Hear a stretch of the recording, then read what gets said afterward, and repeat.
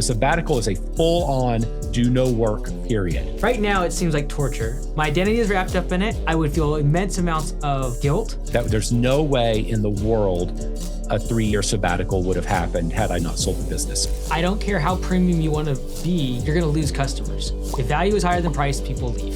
And so the way I think you use AI more is literally every single thing you do start with AI, even if you think it's dumb. And then another situation where all I can do is but tell this person they need to cut this person out of their life and run. Welcome everyone back to the podcast that has no name, that we try to manufacture debate and disagreement, but we try. Still fail to do so. And the podcast that we still fail to have really good nicknames for each other. But I am. That's right. I haven't brought mine back for you. I haven't even tried yet. Well, so currently right. we're at the Sultan of Service and the Pharaoh of Franchising. And yes. It has a decent ring to it. I've never been called a pharaoh, but that's what we're sticking with until we hear otherwise in the comments. But for today's cold open, since how we do this is we alternate back and forth each week, and we'll stick with that until we see a better way. I'm liking it so far. Yeah, I like it. So for this cold open, I wanted to mix it up. You know, we've been doing some hot takes. I want to do more visual. So we're going to see if this works. But I'm going to have visual. I'm going to have Jay show you 2 images, and I'll preface each one, okay? So there's 3 scenarios. The first scenario is that gas vehicles are outlawed, all right? So whether this administration or the next administration or aliens come along and no gas-powered vehicles, and you're forced to switch your vehicle fleet in your home service business.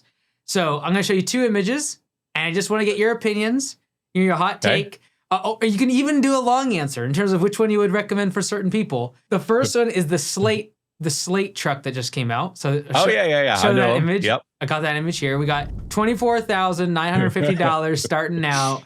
We got You're really having to cram the equipment on there. Yeah. You know, you just scale things up and down with AI a little bit. They're 5.5 feet. Come on now. Okay, so that's version 1. This is your first option. Okay, now again, it looks cool. I like the look. It does look cool. It also got a lot of Instagram comments on when I posted it. Second option is the Cybertruck. Okay, a little more expensive. We do have a little more power. Yep.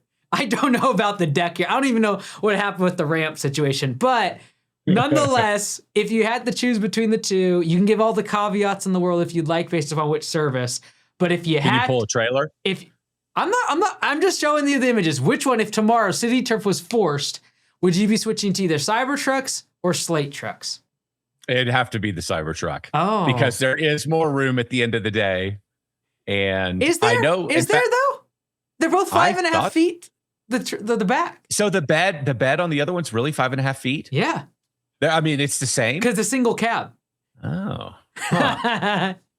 But the thing is, I don't even know if the Slate could handle that much weight in the back, because the Cybertruck could definitely pull a trailer. Yeah. And the thing about the Cybertruck is with that depreciation curve, they're going to become desirable. They might be as much as a Slate at some point. Not really, but okay. So we're going with the Cybertruck. Well, okay, yeah, but you threw me with the bed thing. Well, I know over the years, I think the other one is way cooler. If I just wanted one on the road for pure looks, at least at the moment, I like the other one. Slate. I like the small size. I like the small size of the Slate. Okay. I like the price point of the Slate.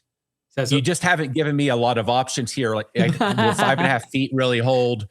Like, you could probably make it work for pest. You couldn't make it work for FERT. Like for FERT and stuff, you'd have to pull a trailer. If you had a tank. Don't worry. I got trailer covered in the third option here, so don't worry. Okay. So for now, though, we're going with the Slate, assuming that I think the Slate's cooler. If I have to pull a trailer, go with this. And you get 2 for the Cybertruck. You get 2 for the price of 1. 2 for the price of 1.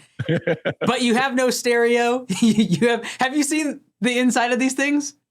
Yeah, but you can't use your phone, and it has. Oh no, it's like you have to bring your speaker. You're right. Yeah. You have to bring your Bluetooth speaker. Oh man, I gotta love it. Okay, all right. I think they're clever. I wonder how they're gonna do. Okay, it's really interesting. Okay, all right. Next one, best guerrilla marketing. Okay, so you have to use no Facebook ads, no Google ads. I know you love postcards. Not happening. You have some sort of budget.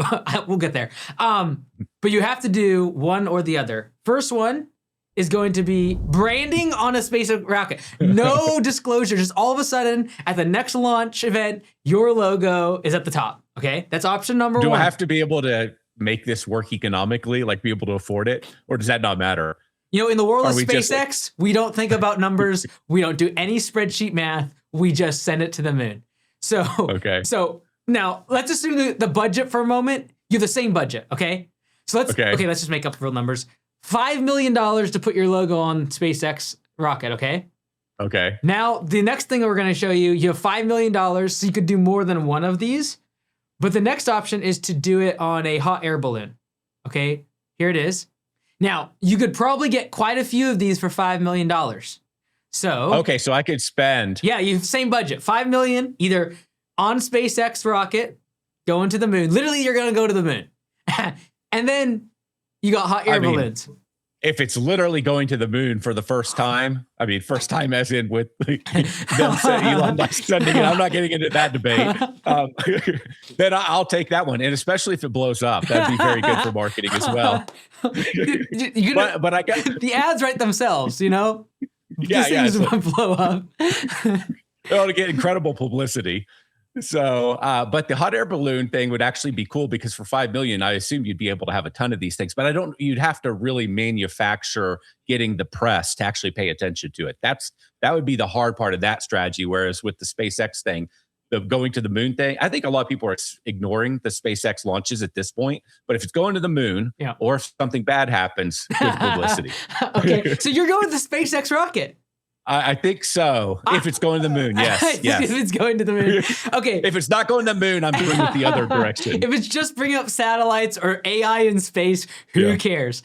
Okay, so but if I could put a bunch of hot air balloons all over my market, that's the thing. That's really cool. That's why I chose a hot air balloon, is because I do like 500 of these things. Oh yeah, no, that'd be amazing. Oh yeah, like you'd actually drive results in your market. Now, if you SpaceX, you know, I don't really care if someone in Abu Dhabi wants their lawn mowed. I can't serve them. Right, agreed. So okay, all right. But if it goes to the moon, everybody's paying attention. Exactly, exactly. Okay, we got one more. Okay. So this is like you can take this a couple different directions. Okay. These are far-fetched ideas. Okay. As if the others weren't. Yeah, no, the other ones are very realistic. Very realistic. Yeah. Okay, these ones are a little more far-fetched, a little in the future, just a few years. But you've got to choose which one is the most viable or you think is going to happen. Like the plausibility of it happening is more real. Okay? Okay.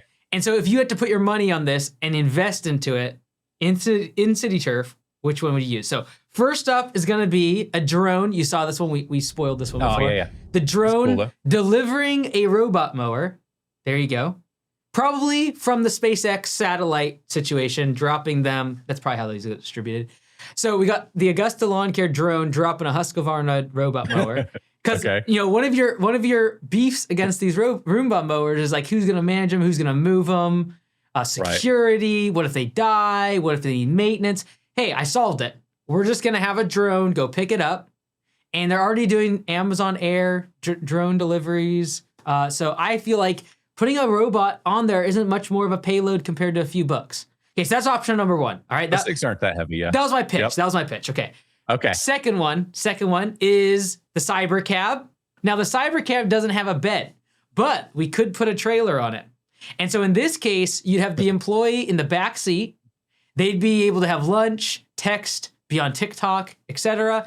Show up refreshed to the next lawn, and then they just will hop out and use the lawnmower instead of the robot mower. So really this is, are we talking self-driving or are we talking about robots? Which one's going to dominate first? Take it away, my friend. Which is going to dominate? Well, I like the vision of the other one better. I'll put it that way. That's the one I would want to dominate. The robot one dropping on this one? Oh yeah. Like if drones could fly in and drop up 3 robots off and let them mow and then pick them all back up and move them, that'd be epic. We're not far away. I like that one. We're not far away. I feel like I like that one. When we're going public, I just need to show this image and immediately we are going to have our $2.2 trillion IPO. There it is. There you go. You could be, and I like this one because this one comes in with video cameras. It's able to immediately examine the whole property, find all the things they're about to complain about, upsell them everything they need. Like this is the dream right here. Honestly, we just partner up with Amazon. While they're delivering your books and your prescriptions, they can also have the lawn mowed. Mow your lawn. It's simple. Unfortunately, they're going to have to wait for 4 hours. Actually, you're going to have to wait for about a day for that stupid Husqvarna mower to finish its job. Oh, no. It can go do other deliveries. And then when you were ready to return your Amazon packages, I figured that's what it would do. You'll move it. Perfect sense. Okay, fantastic. So those are good. I love the branding. I love that. They look good. We had to spice it up. Okay, so what have you been working on this week, JP? I know you're out of town. The commitment to the pod is appreciated. We got the shirt. We got the microphone. Brought all my gear. Let's go. Yeah. No, I'm in Wyoming. So this week I'm not doing a whole lot of stuff. I'm just going to be keeping people moving. So I've been hiking. Basically, we're hiking every day. And so when I'm done here, that's what I'll do the rest of the day, and I'll check in with the team on to keep them moving. But this will be a low work week. I'll put it that way. Let's go. Cool. What about you? This week, technically, I think the day before this video goes out, I will have said publicly that I'm going to be going and starting the corporate location. This is the first corporate location for Augusta. It's not far from where you are at. Like, I think, 30, 40 minutes? Near Dallas. And so I'll be going there this fall. We're going to live there for 6 months and then launch it in next spring. And we're testing several things that we've wanted to test. And there's not really anyone else besides me that's going to test it for Augusta. So I did the same thing 3 years ago for getting from like the first 30 days of a location. And we tested door hangers, the AI phone calls, and a couple other things. And so now we're testing like another group of things, but this is the first corporate location. The other locations in the past, I've owned them. This will be the first corporately owned location, and we'll scale from there probably. Oh, yeah. So do you still own locations? I do. Yep. But they're like, but they're not considered corporate owned. Correct. Yeah. Oh, okay. Yeah. Okay. So in other words, instead of the money going to the corporation, the money goes to you. Is that all you're saying? And then for the existing locations, yeah. For the ones that are starting out now, though, it'll be the corporate. So, would you build more corporate locations over time? I know a lot of times people have them, or they'll build them and sell them. Like, what are you thinking about? Like, we have increased the initial fee for new people coming into Augusta, mostly just to increase the barrier and like the financial threshold for people getting in. That slows the amount of people coming in. And so it's either do I invest in infrastructure for the owners and the franchisees, or do I invest into the corporate expansion side? And I think I'll focus more on like both of those things in terms of like, we're not running ads for people to join Augusta. People, if they want to join, they can, and then we'll just make the system better. So that's kind of really been the focus, to invest the money back in. How many franchisees will your business support? In the long run or right now? Well, I don't know what long run means. You might be thinking of adding additional. Yeah, right. I don't know can you describe what right now versus long run means? Yeah, right now there's about 140, 150 owners with 215 to 220 locations. And my hope is that we have 1,000 locations and about 300 to 400 owners. So really focusing on allowing them to be able to scale, have multiple locations, especially in those smaller markets, have a GM, then go over the next market and start another one. And so that's really the focus. So I would say that's what I was asking. Yeah, 300 to 400 would be kind of my top in terms of number of owners I'd want to service, instead of doing like 1,000 owners and 1,000 locations. Yeah. Is that all US based? US, Canada, and Australia. Oh, okay. Yeah. Do you have some in Australia already? Yep. We have a few over there. You do? Yeah. And then this is their off season. So we're getting a few more to join here coming up. Have you ever been over there? Yeah, a few times. I actually went to Jim's Mowing 2 years ago. Oh, I knew. I think you did a video on that, didn't you? Yeah. Okay. Yeah. So cool. Been over there a couple times. But let's jump into today's podcast. All right, let's do it. Okay. So this one is a build off of a hot take and a question that came in because we had talked a little bit about, you'd put your Professor Galloway hat on for a moment and made a comment. A little less liberal, but yes. Yeah, exactly. But I'll read the question. I kind of shortened it a little bit because it was a pretty long one. But it said, Jonathan, you've said you expect the mental health crisis to get worse. A lot of young men today seem lost, isolated, delaying marriage, struggling financially, or lacking purpose.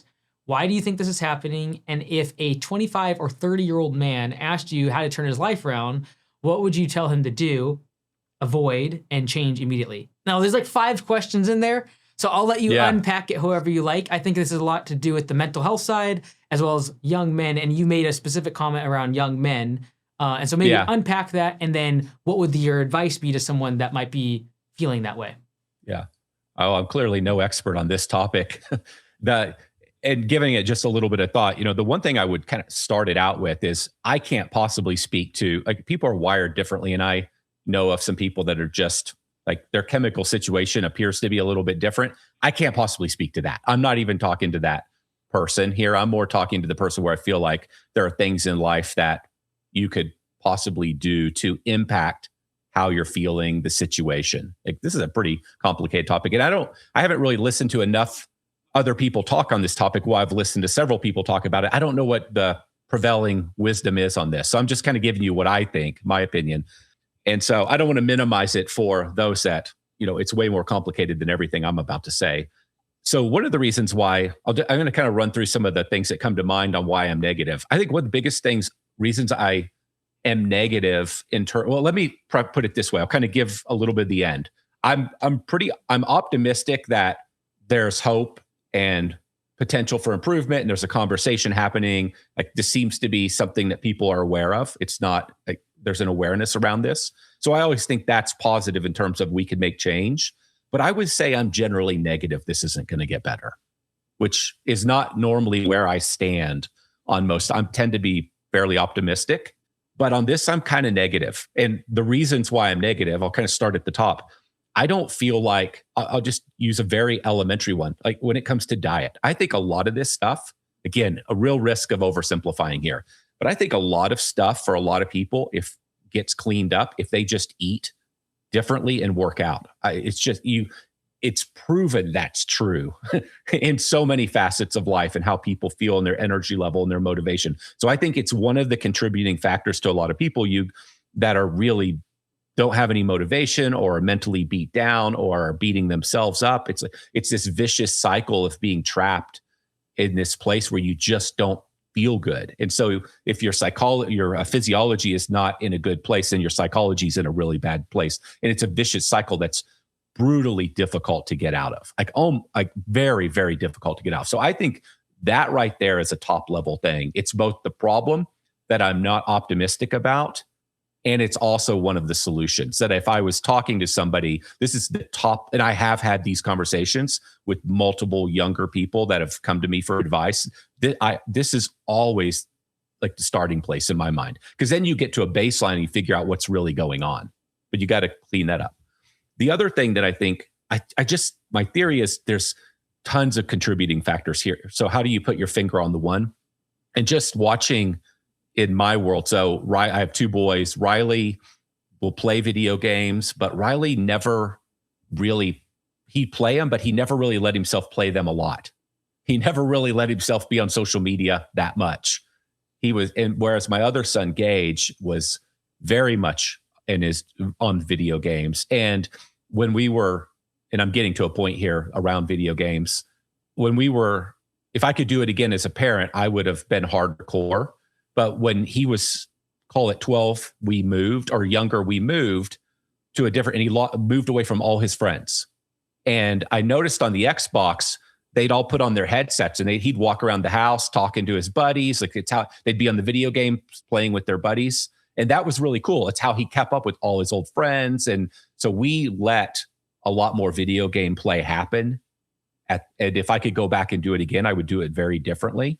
And I see this with so many kids his age, and the video games were so different. I feel like I'm going to turn this into a long answer, but I think it's a very interesting, hopefully it's interesting one.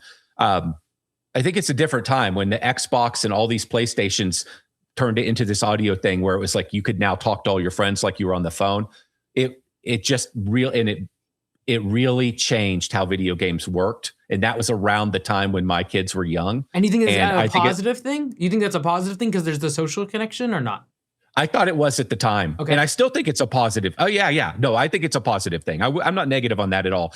I think I'm not being real clear here, what it did with us in our house is I think we ended up letting him play video games a lot more because of it. Also, back then he played Minecraft and stuff. And some of the games he was doing is building things. But I look back at what happened. I think as a parent, what we got wrong is we let them play way more than we should have. We should have put a lot more time blocks on it than we did. And so to the whole point, it's like this whole dopamine world that we now live in. Like you get, whether you're on social media or you're playing video games, it's that immediate dopamine hit. And I think what the big negative here is, I'm not necessarily negative on video games, but this problem with these constant dopamine hits is that as soon as we now have to encounter anything hard, where we have to work on something hard, and we don't get that immediate hit, our brain just wants to immediately switch back to the easy stuff, playing the video games, getting on Facebook. I put this as one of the single biggest, my personal theory is one of the single biggest problems. We've all wired ourselves to constantly be getting this dopamine hit. I think a lot of people are saying this one. This is not my own idea or anything like that. So as a parent, if I could rewind time, this is the single biggest change I'd make as a parent. Because I see it happening everywhere. If I had built a whole world in Minecraft in 1 week, why is my business not operating at the same level after 5 years, Yeah. It's just, there's so many things. It's like, and so there's just so many things that give you those constant hits. I really think this is one of our biggest societal problems. We've removed all the friction from life in so many ways now because, well, it's just a different time than like when my parents were growing up or even your parents were growing up. It's like, there's just less friction. And so I don't think that a lot of kids are having to live in there's different socioeconomic worlds. People live in different places, but a lot of kids don't have to live with much discomfort anymore. They don't have to do many hard things anymore. And so I think that's one of our biggest problems. I've got maybe two others. Another one I think of is quickly, Jonathan, on that topic. So from a parent's perspective, how do you, and you can use your own personal experience or be more prescriptive. How do you bake in elements of doing hard things without becoming the overbearing parent that takes a young person to actually rebel against you because you're forcing them into something that's not easy? I think so we'll use the cell phone as an example. I'll bet most parents have been through this. You got a young kid, you want to delay how old your kids are when they get the device. Every single one of their kids has the device. You're the only parent that's holding out. A lot of people face this. And so you're battling, you kind of touched on something where I don't know the exact answer, but you're battling this whole, how do you be strict but at the same time not push them away and run them off? And every kid is made completely different. You can't be the same parent to each of your kids. So that is a very fine line, I think, as a parent, where you're kind of feeling your way through it. And so I don't know how you answer that question at a prescriptive level for everybody. I think as a parent, you've got to kind of navigate this. If I could do it again, I would have just put more hard limits on it and more. I like the concept of earning the time, like whether it works or not, but I like the idea that you get these things done, you do these things, you get this amount of time. Mm-hmm. Again, if you're a parent, I don't care what kind of family you're running, how good it might be, they are going to fight you. There is no getting around it because all their friends are on there playing and that's their social world. Mm-hmm. Like where I grew up in the country, you'd go outside and play with all your friends, but now your friends aren't outside. Like this is how you hang out with your friends. If they're all on the games and you're not on the games and you're not hanging out with your friends, that's a really challenging thing for a parent. Mm-hmm. Like that, because that becomes a big part of social, because that's where everybody's at. They're either doing that or they're in sports. And would there have been resentment for someone like Gage if you say, hey, you're not allowed to spend time with your previous friends by being on these games, for example? Well, and that's the perfect example of my child. So Gage, for example, does not care about money. He doesn't care about stuff. He doesn't care about any of that stuff. He doesn't care about like the name brand things.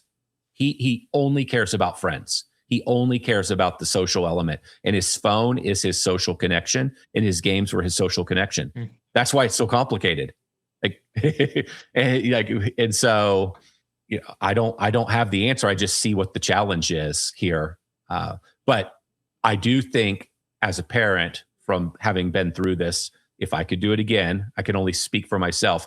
I would make a much stronger attempt to massively limit the time. because I think the negatives outweigh even more the social media, if I could, than the games.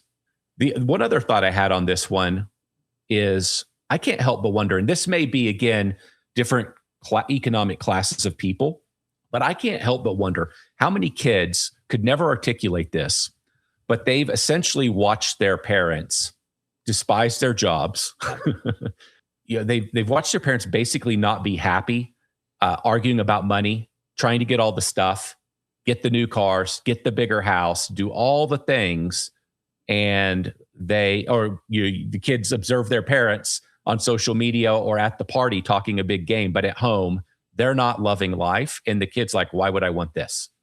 Why would I want to play this game? They could never articulate that thing, but it's another reason why they sort of like are in no hurry to go play the normal game of life where you're going to go to college because college didn't actually even yield for their parents' jobs they love.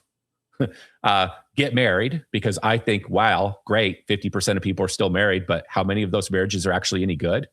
Not 50%, not even close. I think most marriages are actually like a shell. Mm-hmm. Okay, so they see what's happening in their marriage. Like, well, do I really need that? Maybe they can't articulate it. Like, there's all these things in society and in their families and in their homes that they've observed. And again, they're not making a decision to opt out. They haven't thought through it. They're just at a subconscious level saying, I don't care about any of that.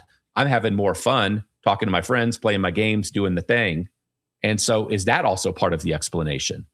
So, I don't know how great of an answer that is, but those are some of the things I think about. And I've thought about this stuff as a parent because I see we have a lot of friends whose kids are doing really great, but I see a lot of their sons kind of being slow to move in life.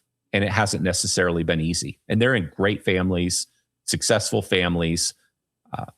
And then the other thing is, I've noticed, and I've heard this said on social media, I feel like the girls are doing better. Like the girls are when you get into the work world and you get into the college, the work world, that traditional path, the girls seem to be doing better than a lot of the guys. The guys seem to be moving slower. And I don't know why that is, because the girls had the same access to social media. The only thing only difference I can think of is they played less video games. So it's a tough one. I have no idea. I have a couple images I want to show just for data's sake. The first one, okay. Maybe Jason, we can pull it up, the average age getting married. So this is over the course of the past approximately 120, 130 years. So very interesting that is in like the 60s and 70s, for example, the average man was getting married around 23 years old. Now that's up to 30 years old, and approximately the similar woman 2 years younger. Next slide shows another graph. I wanted to show also a little bit of the socioeconomic part, and that is, does this also have an impact? And that is the cost of living increasing so much to the point where it's almost feel like I got to opt out of the system, or like it's not working for me, because now this graph shows house prices compared to the median household income. So back in the 85, it was like, it's always ranged around 3 to 3.5x. Now it's like 5x. So significantly more expensive in comparison to the median house, or median income. And like, is this even attainable? Like if I'm coming out of college making 60 grand or 55 grand a year, am I ever going to afford a $700,000 or $800,000 house? And so the next slide, sorry, I got two more, just some data here. And this is the marriage rate. So 78% was back in 1949, almost 79%. And then in 2022, it's come down to 46%, which is actually a pretty large drop. Like if you go from almost 80% to 50% to under 50%, we're talking about a almost 40% drop, and pretty substantial. And to your point, are these things going to continue? The last slide I have is also around more the economic side, I believe. And that is percentage of women married before age 30. Actually, this is for women, so I kind of flipped it over to the women's side. But this is the percent married at the age of 30 by decade. And in the 1950s, it was 93%. Fast forward to this decade, it's 28%. And so pretty staggering numbers, but I wanted to kind of just like set some of the data around what Jonathan's saying. And two questions I have, Jonathan. Is this a problem that needs to be solved, or is this just kind of like we're evolving into this new era? And is it healthy to specifically the young men, because that's 95% of who listens to this? And if someone is in that case, in that scenario where they're like, okay, I'm not married, I feel like I am still spinning my wheels, I'm 25, 28, 30 years old, what should be my next steps to kind of break out of that? Because I do see it as a problem for myself. What do you mean for yourself? In what way? If someone's watching this and they're 27, 28, they feel like they are spinning their wheels, they feel like they're still attached to a lot of the dopamine things of whether it be dating apps or gaming, these elements of society, and they realize that there's a different path and they want to get back on the more traditional path, what would be some of the first things you'd be saying to them to think about? I know you mentioned diet, exercise, but what would be some of the things to, as the question that came into us said, how would you turn their life around, to use their words? Yeah, before we go there, kind of going back to those slides, I don't actually know. This is where I feel like you could talk this topic in circles. I think it's really complicated. I don't think I would make a strong argument that the idea that people used to get married in their early 20s was better. I mean, I'll go back to, great, you're married. Or the other argument I'll use is, great, you never got a divorce. Like, there's a million people who don't believe in divorce. They don't get divorced. I'm not arguing against that, but their kids aren't stupid. Yeah. They're seeing that this is a miserable situation and nobody's happy. And maybe I don't want any part of this. Like, why would I want it? Mm-hmm. And you could make an argument that getting married really young for a lot of people does not lead to a great outcome. Like, so great, you got married early. Great, you stayed married. Who cares? It wasn't a life well lived. Mm-hmm. It wasn't a great example for your kids. So this is where I don't necessarily think that the data saying that getting married younger or things have changed and people are getting married older I'm not convinced that's actually a problem. I don't know how to think about that. I'm not convinced it's a bad thing. Like, Tiffany and I got married at 21, and our joke was when Riley turned 21, we both looked at him like, and he's very well put together. Like, could you imagine Riley getting married right now? And it wasn't because he was immature or anything like this. Like, he's 21. Like, I think there's this argument so I'm not bothered by people getting older. It's more, but I mean, and also I look at the world that, like, how in the heck do you find somebody these days? Like, back then, I think a lot of people probably thought, go way back in time, like, that they only had so many options. And I'll bet there was a little bit more settling. We'll put it that way. That sounds a little bad, a little more settling. Yeah. And they didn't know any other options. They only it's like, this is what you do. Yeah. Like, the people you went to school with, you find somebody because this is what I want to do. Now we have too many options. So it's just the opposite problem. We have too many options, too many apps. There's too much like idealism of, you're looking at social media and the person needs to be this and they need to have, everything needs to be perfect, and you're never going to find that perfect person. And so it's switched to a different kind of a problem. I just feel like we've swung to a different extreme, and eventually it'll probably settle somewhere in the middle. So my point there was, I don't look at the marriage data and say, hey, this is really bad that people are waiting. I do think that story, I thought that was a good slide you put up about the data around the world feels unaffordable. This is a big conversation, politically, and it's a conversation that's happening now. Kids how do they get into their homes? How do they afford college? It feels too hard. I think that was a great slide to put up. I think that's got to be very, very real. And just like opting out of the system, because there's no way I'm going to be able to afford a $5,000 a month mortgage to at least have parity with the house I grew up in. I'm never going to be able to afford the car payment. I need a 6-figure job. There's no way I can do that. So I'm just going to opt for something that is potentially something I can feel like I have some domain authority in, like a video game or something that, might give that dopamine sooner than a career that might take me 10 or 15 years to develop. Yeah. I grew up hearing the narrative, this is what my life is supposed to be. Now I'm here. How am I ever going to get that life? Mm-hmm. And you're kind of beat down. Yeah. And that could explain a lot. Now, if I was just talking to an individual and we're like, hey, how do we work? How do we get you to where you want to go in life? And we're just focused on a person. That's where I'd get into this conversation of, let's get you to a mental place where you are as sharp and optimistic. I just believe optimism is so important. This idea that you believe tomorrow has a chance of being better for you And if you're just tired and you don't feel good, how could you possibly, like, we've all had that experience. We've all been through this as a builder. There's those days where you're just done. Why am I doing this? There's mornings you wake up, you don't want to do any of this. If you perpetually live in that state, how could you possibly win? And so back to what I said at the very beginning, that is the baseline to me. If I'm working with an individual, we've got to get you to a place where your body is feeling as good as it can, because then your mind will be operating at the best place possible. I would tell you, delete all your social media accounts. Doesn't mean you can't come back to them someday. Delete them all. I would tell you to install Freedom on your computer, which blocks all your websites that you don't want to be looking at, and create a new habit. I've used that myself. I mean, I keep everything blocked all the time because I just noticed that I will accidentally end up looking at the news when I'm supposed to be working on something really hard. So it doesn't matter where you're at, even if you're in a really good place and really successful, is a battle that everybody has. I would tell you to, like, literally put your video games away in the closet for a period of time and just create, because it's all about creating new routines and habits. That's one of the really hard things for a lot of us.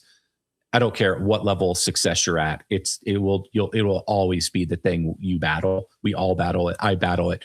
You're constantly fighting bad routines. And so you've got to get temptations out of your life. It's like, if you don't want to eat junk, then don't have junk in your fridge. If you don't want to go out drinking all the time, then don't hang out with friends that go out drinking every night and are constantly texting you to go do it. Like, you've got to change your environment. So those are the places where I would start. And then the other one is, like, what's the thing you could do? And this is pretty common advice, but what's the thing you could do that makes you kind of nervous? You're afraid to go out and start a business. You're afraid to go get this job. You're afraid to, there's something. That kind of goes back to what I was saying earlier, where I feel like as parents, we've been at risk of making things too easy for our kids.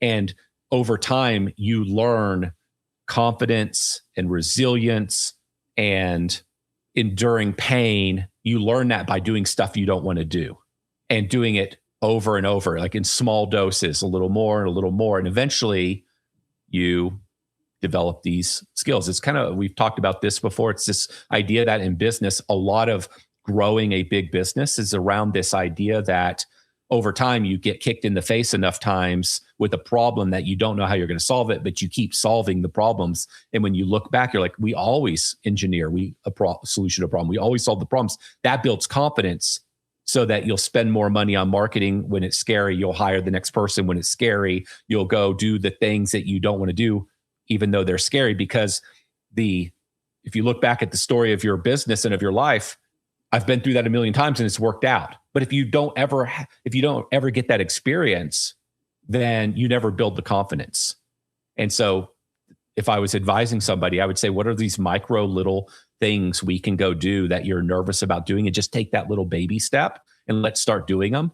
And then you grow that resilience muscle, or you get comfortable with discomfort and you grow confidence. And that is, I just really believe that most guys are made to, do hard things, to, get out there and try things. And so you've got to if you're not doing that, then I just think there's a gap in most people's lives. And so you've got to kind of force yourself into that environment. And then you've got to surround yourself with people doing that kind of stuff. Like, back to the common knowledge, who are you hanging out with? Those are some of the basic things that are just really basic, but I think they work. Yeah. One of the things you said that I agree with a lot is the optionality creating discontentment. You didn't say those exact words, but I think of like when you go to Denny's, for example, you have like 200 different options to choose from. Very visual. You have a lot of options. A lot of times you just like get overwhelmed with like, what am I going to order? And regardless of what you order, you always kind of think about the other 199 options you could have had.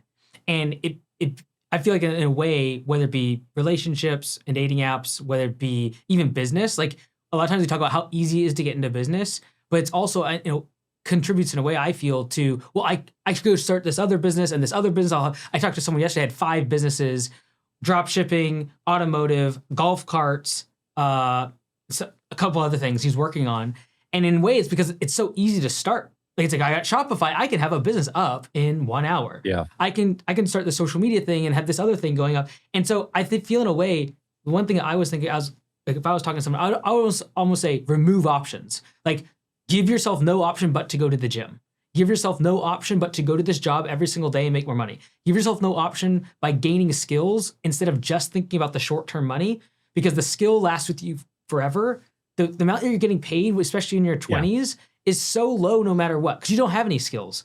But if you can gain skills, even if you don't make a lot of money, that's what compounds in the long run. And this is where like internships, getting around the right people is so valuable, because that skill sticks with you forever. But a lot of times we're optimizing for the extra couple dollars per hour or the extra little incremental step instead of thinking like, I have a 40-year career. If I can gain skills in this first 10 years, those things will stick with me forever. Yeah, well, that's really good. And that was the premise of my 5 for 50 name. One of the motivating factors for the name was that so many entrepreneurs, and especially young entrepreneurs, are looking around, beating themselves up, thinking that they're failing because they haven't achieved some amount of success that they're seeing on YouTube or Facebook. And so much of that isn't even real.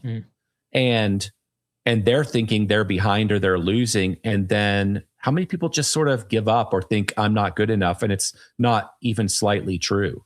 And that is, I think that's a huge problem right now. They're seeing themselves in a negative light when they shouldn't be. It's really hard. It takes years. You got to go all in. You connect to your point. That's what made me think to say this. There's a big investment in those early years, call it your 20s, or for some people that started a little later, cool, your 30s. Who cares? Because you're going to live for decades and decades after that. I'll give you this example. I know somebody who's just like really beat down in their career and wishes they had gone another direction, and they're in their early 40s and they feel like it's too late to start over. It's like, you've only been in the work world for 20 years. You've got 20 or 30 years more to go. Are you really just going to mail it in at 40 and say, well, too late, so I guess, the rest of my life I'm going to be dissatisfied as well? I think there's this to your point, like the 20s or early 30s, great time to be investing. There's so much life in front of you. That is really, really important not to forget. Like at any point, it's probably worth reinventing yourself and investing. If will your future self 10 years from now possibly say, oh gosh, I wish you hadn't possibly invested to make our life better now. Your future self is never going to be disappointed that you reinvented yourself, learned new skills, put your head down, fix things now. I like that frame. Speaking of like wanting to quit, wanting to just getting discouraged, speaking about this individual at 40 years old, but any age really, you recently made a video, the title caught me. It was more of a Q&A style video. And one of the topics was like, is it worth it? Like all the stress, all the mental strain and pressure, is it worth it? And so I haven't actually finished the video, but the title got me thinking. And so I made a video yesterday. It'll come out in probably a couple months. But I was trying to isolate what are some of the reasons why people get to that stage of wanting to quit in business, or like stressed out, burnout, etc. And so I kind of bucket into four categories, 3 of which are skill-based, 1 of which is like the wild west that I can't label. So like the first one is I run into a sales skill gap. Like I just can't get more leads. I get so frustrated because year after year after year, I just can't grow the business. It's slop. So SL is leadership. It's like I can't get anyone else to run the business or do a project without me being involved. I constantly feel like I'm micromanaging. If I turn my back, stuff messes up. And like I fail as a leader. Again, the positive thing is that these are skills that can be learned. The last one was operations. And it was like, I cannot get my technicians to just do a high quality job. Therefore, I'm going to go back to being solo, or I'm going to retreat the business or keep it small. And this, again, operations is a skill. It's like, what training methods do I have? What compensation models do I have? What kind of SOPs for one-on-one meetings do I have? Like, these are skills. The last one of the 4, the framework I kind of created was personal. And that was the one that's the hardest, because like chemicals in your brain, it is your weight, it is your personal relationship, it is the mental health, not only of yours, but then the people around you. Like, who knows what decisions they're making? Now it affects you. You show up to work and you didn't sleep all night because you're managing something with their personal issue.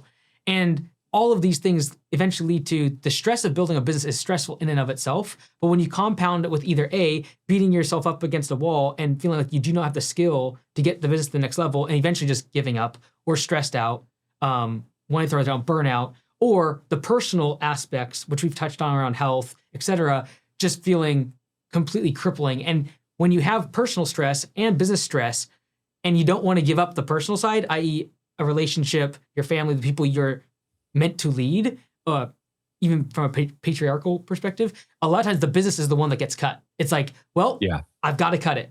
And not to say that's the wrong or right thing, but I've just tried to bucket those 4 different categories of what are these stresses, and then what can you actually, action steps can you take to gain the skill or prevent or create defenses in your personal life to avoid the cataclysmic failure of quitting. Yeah. But I mean, my reaction to that is those are all great points. One of the things that I thought of when you were saying that is, I think a lot of the people look at their situation. You used a skill example. So there's something not working. They can't find the right people. And instead of looking at what I would encourage people to do is say, okay, can you look around and find examples of people where this is working? Can you find examples of businesses that are finding people and are hiring and are getting bigger?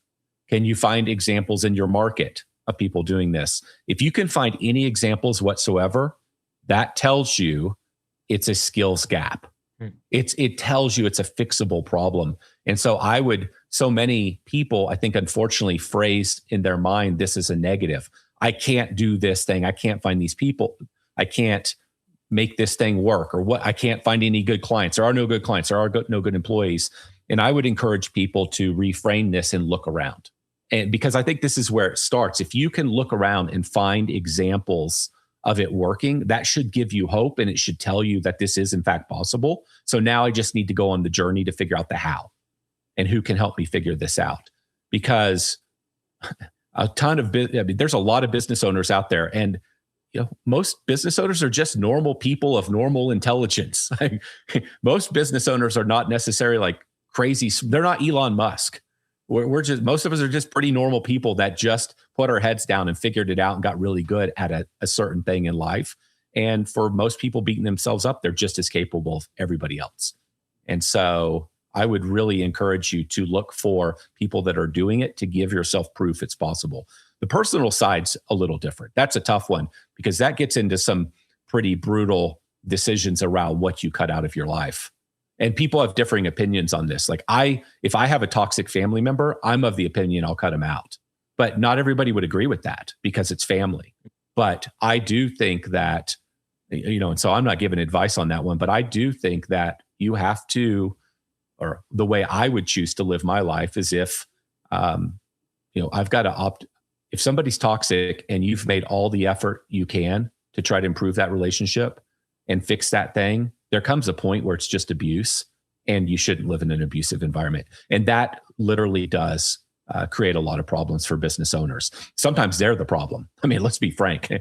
Sometimes they're the ones creating the issue in their personal life. But on that one, I think you have to sort of go through a checklist of, have I done everything I can to fix this situation? Have I like that example of, when you're unhappy with another person, instead of finding all the faults with that person, have you fixed all the stuff with yourself first? I like that kind of thinking. It's really hard to do. So I would be saying, like, if I've got this person in my life that's just constant conflict and problems, have I done everything in myself first to try to fix this? And if I have, there comes a point for some people, you have to cut this stuff out of your life.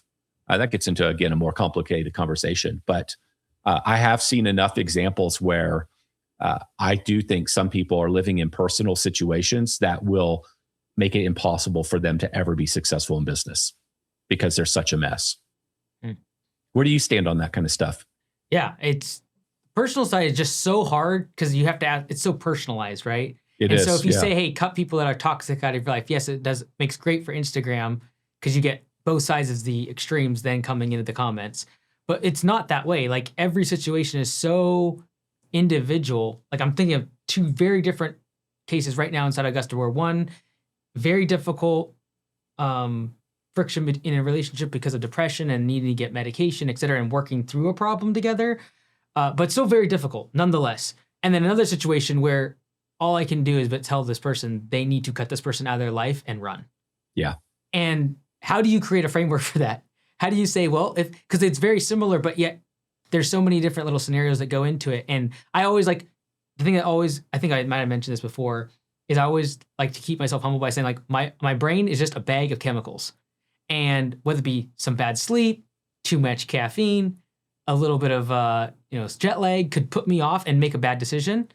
Yeah. It's when someone starts to make that repeated over and over and over again, whether it be an employee, I've got to cut them. Like they're part of the team.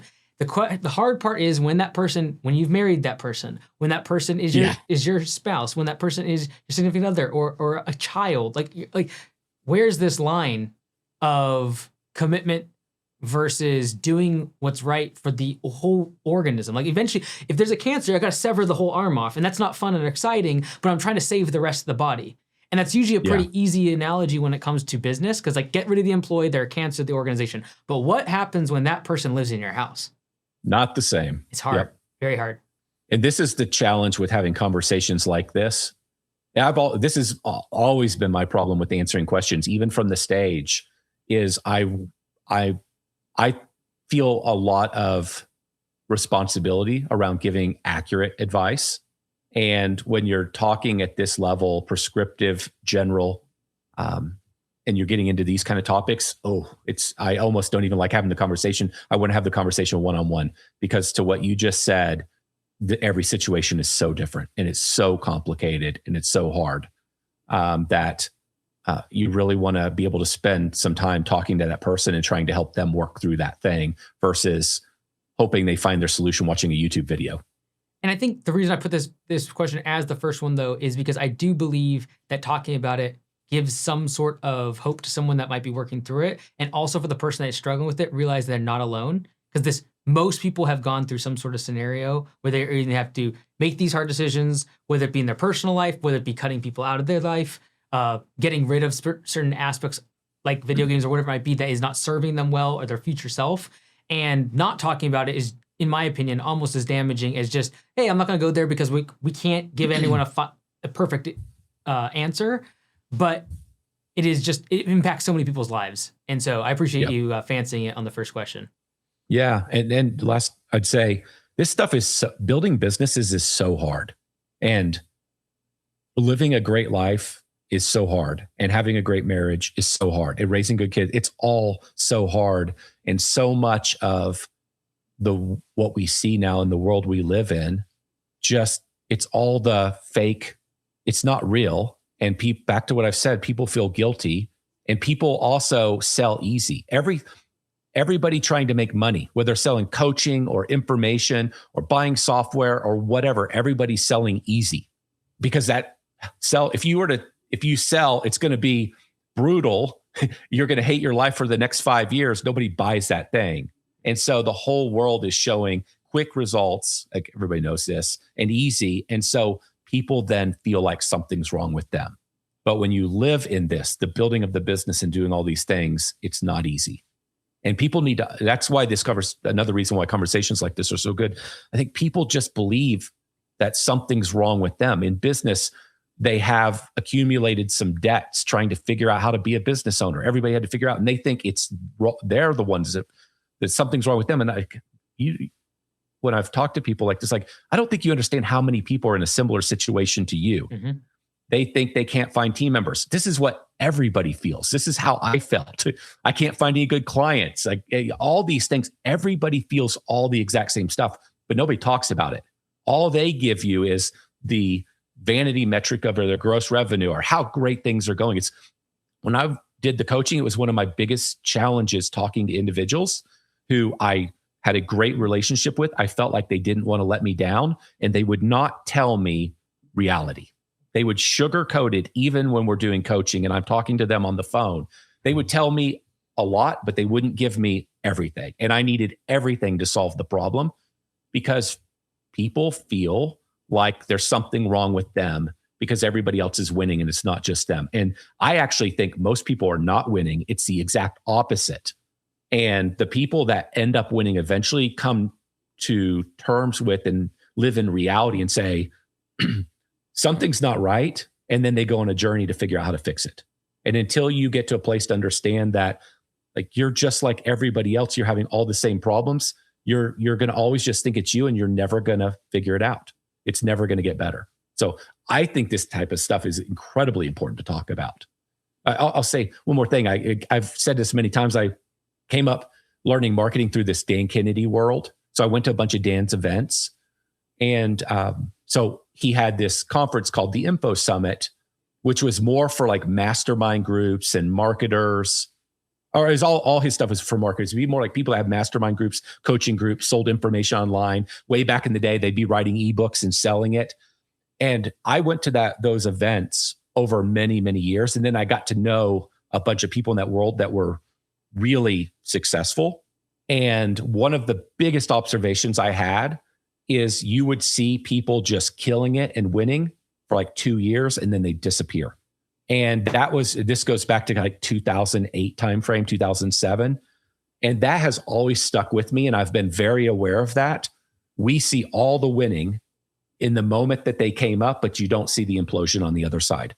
How many people have built so many different businesses, started over multiple times, started a business, sold it, started a new one, started a business, closed it, started a new one, started a business, went to a different industry. It's you only see the short moment of time when they're winning, but you don't see what came before and you don't see what came after. And that's where people get misled and they think, again, it's them. And it's not. Like, everybody's going through stuff. It's been hard for everybody. Mm-hmm. I think it's like this dichotomy of either A, they take it so much that it's just them and it's their problem and they're the problem, and it comes as depression or mental health issue. And then the flip side is they just blame everyone else. It's the economy, it's the government, and now they give power to someone else, or it's my manufacturer, or it's my vendor, or whatever. And now all of a sudden they have no power to actually make change. And so there's almost this balance of, yes, you aren't a special snowflake in that you're the only one going through these problems, but you also do have the ability to be able to reframe this as out of your control to a skill set that I can adapt, I can learn, I can get around the right people, I can go observe, I can be humble enough to learn from someone else and solve these problems in the business. That's just going to take time, longer than you would hope. Yeah. It's unfortunate. It's going to take a while, but it will work out if you do the right stuff. All right, let's move on to the next topic. Now that we've had a thorough we spent a lot of time on that. Hour down in the dumps, let's talk about something a little more casual. So this one is another question that came in. So as always, if you guys have questions, these are many times what prompts these discussions. It's about, should a contractor offer an annual prepay discount? I have not heard this part, but JP said he doesn't, and Mike encourages doing this for fertilization weed control. Excuse me. So first off, is this a true statement? I have not heard you say this before. And if so, maybe give your reasons as to why a prepay for an annual is not something you'd do. I hate prepays. Give me the logic. It's true. Let's see if we can. No, I'll give it to you. We gotta generate some controversy. So yeah. So no, I've been very negative on prepays. Yep. So I can't remember all my. Well, there's some math to it. Okay, let me kind of run through a list. Let me tell you what I first like about prepays. Let's start out positive. Okay. Here's what I like about You're taking all my ammo. Here you are going to play both sides of the road again, and it's going to be very balanced. I don't think it'll be balanced. I'm more in the negative. Okay, all right, go ahead. I think I'm going to say one that you're going to probably agree with, though. Okay, so I like that this isn't the one. I like that you could lock down a person in a set, because a prepay is essentially, it's a version of a contract, in my opinion. Yeah. You're locking them down a little bit. Mm-hmm. Okay. So it gives you time to really earn their trust and build the relationship versus somebody that might come in, you don't get them results fast enough, they just leave. Mm-hmm. Okay. That's one positive in my mind of a prepay. Another one is allows you to bring money in to recover your cost of acquiring the client so that you can grow the business faster. And then the other one, which is, I'm sure you'll say, it brings in cash flow faster so you can grow the business. Like, those are all positives to me. And I know there are others. Okay. Now for my negative ones. The reason why I don't like it for city turf specifically, and by the way, I wouldn't tell somebody you shouldn't or can't do a prepay. I'm just going to tell you why I don't love them. City turf does not do contracts. We push hard on the concept of no contracts. You can leave, it's risk reversal. You can leave us at any time. That's our positioning. Prepays are like a contract. That's my belief. And the other reason why I do not like them after doing coaching and working with so many companies is, yes, they are great for bringing in more cash to grow the business, but I do not see companies understanding their numbers, and they get themselves into a whole ginormous mess because they think they have way more money. Same problem happens with projects and deposits. People are completely confused about how much money they actually have, and they find themselves getting to the end of the year in a really bad spot. You can solve this problem by really understanding your business and the flow of cash in and out of your business and how much money you really have and how much of the money that's sitting in the bank is going to eventually be an expense in July, August, and September. And if you can get to that place, then that takes away one of my single biggest negatives about prepays. It's kind of similar to my advice on you should probably just stay out of debt. It's because most people don't know their numbers and they can't use the debt without getting themselves in trouble. Same argument with prepays. It's not that the prepay is so bad. It's that for the majority of people that I've worked with and seen over the years, and I've just seen so many problems, it's another example of how they get themselves into a mess. Another one that I would say, and this is a minor one, if you're not forcing prepays, then a lot of the people that you might be, I don't know this for sure, but you've got two types of people you might be bringing in. Some people that are a little more price sensitive because they want to get that discount. That's the only way they'll move forward. I don't know if I'd bet a lot of money on that. That's just the theory I've had over time. If I'm not forcing it, I can't argue that one very strongly. The other one is a lot of the prepays, if you're not forcing it, go to the exact people that are not price sensitive whatsoever. So in other words, now you're giving a person a discount. It's like me. If you give me a prepay option, I'm like, time value of money, heck yeah. This is a better return than I'm getting in the stock market. I'll take it. So I end up getting a lot of those people. That's costing me money, and it had no impact on them sticking with me. So that's the other reason I'm negative on it. Then my two single biggest ones. These are the two that make the entire decision for me. I despise anything around renewals. I despise it. And I think prepays recreate a renewal cadence. And so if I have to have a conversation with them, if I have to send an email, if I have to do anything that triggers them having to make a decision to keep going, or means my team has to be making calls and following up, and then we're in this situation where like they haven't responded to us, maybe they're just canceling. Do we move forward? Do we just drop them as a client? What do we do? And those people are just busy. They actually had no intent of canceling. Like, it just creates all that complication. I do not like that whatsoever. And then my next one is, for me personally, if I'm giving a 5% discount, and I know people give 10, the time value of money is horrendous. It's not a 5% discount. And I have a old Lawn Care Millionaire video on this from a long, long time ago. I don't remember the numbers anymore. This was probably a decade ago I did this video. But if you're giving a 5% discount on, say, fertilization weed control, so you sign up in March.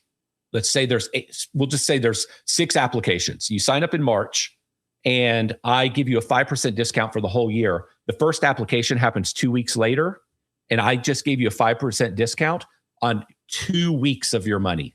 This really, to show this right, you have to, I should have brought a slide to this to demonstrate it. But if you think about, and this won't mean a lot to most people, the time value of money, it's not like I'm giving you a 5% discount today and then delivering the service in 12 months.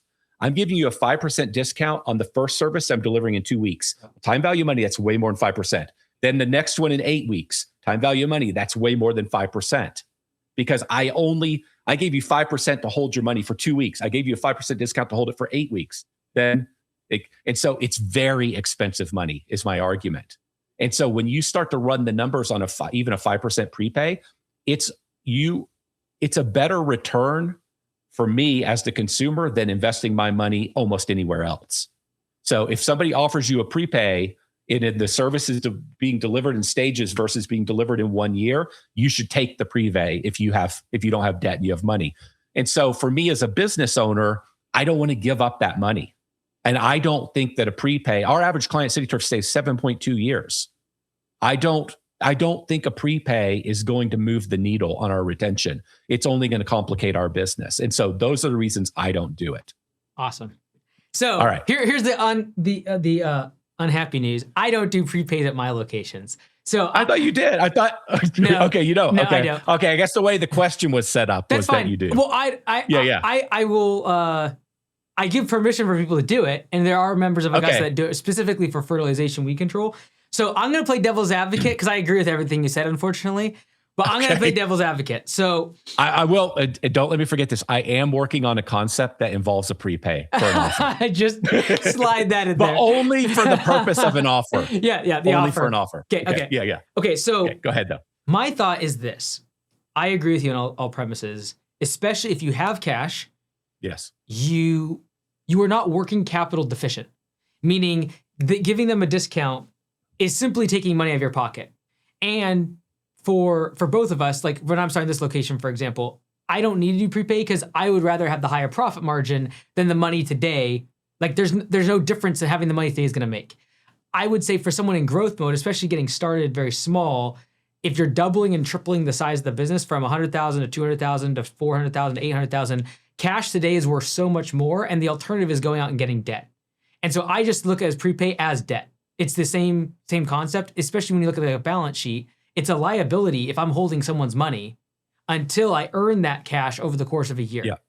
I think for someone who has like really bad credit, they just got started their business, a prepay is a way to be able to get momentum that would otherwise come from debt, and they might not have access to it, and it might otherwise take them 4 years to build a business they could build in 1. And so just like debt, it is a force multiplier. It can help get momentum, but there's risk. And the biggest risk why that person should not still do a prepay potentially is they don't know their numbers and they run out of money in month 10, 11, and 12 after doing all these annual pays. And so my big thing is if you don't know where to put the money when you get it early, if there's no use for it, there's no point in having a prepay. If you're not going to go get more customers, if you're not going to use it to double the amount of trucks you have or the crew, if you need that capital to double the size of the business, and the thing limiting you from getting more customers is expansion of assets, potentially using that money is useful. But again, you're putting at risk at month 10, 11, 12, running out of money. And so I see it much more as debt. I think the other thing is when it comes to what you mentioned is very key is if the average customer stays 7 years, pointless. There are some services where, for example, like pool cleaning, a couple others that I've seen where the retention is significantly lower and a year might be the average size client. And so if you're doing a service, say monthly, and people are canceling after 6 to 8 services, getting them to commit to a year actually doubles the lifetime of the customer. Yep. Starts to make more sense. But again, if you're doing a good quality service, I would probably want to just fix the problems as to why they're churning instead of just like using the Band-Aid of billing to force it. I agree about the annual renewal thing. I do agree about that. In general, though, if I increase the number of billings, I'm going to typically increase my churn because they see it on their credit card statement more. Have you seen that not to be the case? Go ahead.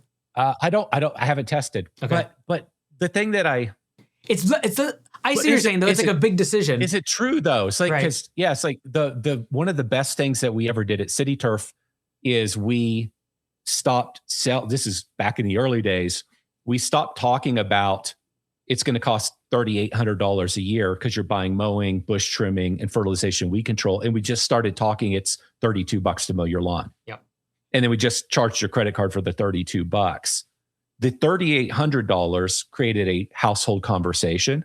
Mm-hmm. So that little lesson does make me wonder, like, okay, like throughout the year, sure, they're not thinking about canceling, but when the next $3,800 charge comes up, do they think about it? Right. So that's where I don't know if that argument holds up. I just don't know. I haven't tested it. But the $3,800 feels like a new decision. Whereas if you're just going to continue getting your $32 charge here and your $71 charge there and your periodic bush trimming charge for $400, each time those things happen, does that really start a family conversation? Or is it the big expense that starts it? If you think about how they do it in software, like how do people do contracts in software? They have you sign contracts during your peak seasonality. Why? Because it's too hard to switch. You probably are thinking about, maybe I wasn't clear. So let's use the service autopilot example. If you're service autopilot, I know that you are going to be heads down, consumed probably from, depending on what part of the country you live in, starting in March or April. Careful. This is a sore topic for some people right now. Do you do, no service autopilot just raised prices. Oh, really? Yeah. Oh, okay. Well, but everybody does it. So it's not just a service autopilot. Yeah. I just own service autopilot. So I'm giving you my data. Yeah. Does service autopilot charge do contracts on everybody? No, but Clearant does. So the payment processor, to get out of the payment processing, you have to pay a fee now to get out. Do most payment companies do that? Not like Stripe. These days? Not like Stripe. Stripe's different. Stripe's not most payment companies. Yeah. No. Yeah. But they don't for the software side, but they do for the Clearant does. Yeah, maybe I'm going down a road I shouldn't have. I'm not trying to pick on anybody, but I'm just trying to give an example. Like, let's say Jonathan owns Service Autopilot and Jonathan's instituting contracts. Mm-hmm. I will tell you exactly what I do from a logical standpoint. I know that you as the buyer you're really busy March, April, May, June, July. You're too busy to change your software. Mm-hmm. So I would want your contract renewal to happen during that time because you're gonna have to pre-plan way in advance to start replacing the software before your contract renews. And most people may not do that. And so when the contract renewal comes up, you're like, oh my gosh, it's $5,000 or whatever the number is. You're like, well, I'm too busy to do it now. I'll deal with it next year. That's how I would be thinking about it. And so, but in the lawn care business, like when is the most of these trades, when is that moment where you have too much pain, where you can't just cancel the thing? And so that's why I think the big bill definitely piques your attention and creates a family discussion. Again, I've not tested it. It's just my assumption, knowing how I would have thought about contracts in the software business. My only other pro, just to be devil's advocate, is less admin time for things like credit card bouncing. Oh, their email didn't go through. I can't get a hold of them. They're not putting a new card on file. All that sort of stuff. But again, I don't think it's necessarily worth 5 or 10%. But that would be my other devil's advocate: is less billing cycles equals less admin time, less expense. But I think the one thing that when I was thinking about this is your average lifetime of the customer. If it's on average you're keeping a customer for 6 months, getting them to commit to a year is a big boost. Huge. But to your point, if you're keeping a customer for 7 years, what's the point of taking a big chunk of your margin and giving that to the customer when you know you can, because you do a good enough job to keep them for a long term? I think there are some services where the retention is not that long, and that's when maybe an annual contract can increase significantly how long people stay with you. Like I could see door knocking and selling. Yep. Probably not a bad idea because there's so much churn. I wish I hadn't done that after the fact, or you felt a little pressured into it, or the spouse bought it and they go the husband's or the wife, and like, why did you buy that? It's like, so the contract is a good thing there. The one I thought was the most compelling argument that you made is the one where you're an individual that doesn't have good credit. And this is the only way you're going to build the business, and you're going to figure out your numbers so you do this safely. That's the strongest argument of them to me, based on my experience. If you are a company that doesn't have the money, but you have decent credit, I'd tell you use a line of credit because it's way cheaper money before you but know your numbers before you do the prepay thing. But I thought that one was a pretty strong argument. That may be, for some people, the only way you're going to get the business off the ground. And I'd much rather you be in business than not be in business. Just understand the numbers, and that I like that one. And on that one too, I'd say the caveat or like the safety guard is like keep the amount of annual pays below what your net profit was last year in terms of percentage. So let's say your last year's percentage was 20% profit margin. Don't let more than 20% of your customers do prepay. But if you do it and you get 20% of your cash up front, you might very well be able to go get another truck, a second crew, and double the size of the business for that year. Same thing could be said about debt, but still potential option if you just do not have the ability to get any sort of credit whatsoever. Yep. So, okay, well, we kind of agree, unfortunately, but I just have to be devil's advocate. So okay, all right. Okay, let's move on to the next question. We're talking about the middle class. Is it shrinking? If so, what does this mean for the ideal business model? Should we go premium? Should we go volume? Or stay in the middle? I do have a couple images I wanted to show on this just to exemplify what's being said here. And that is, it's very politically sound to say about the middle class disappearing.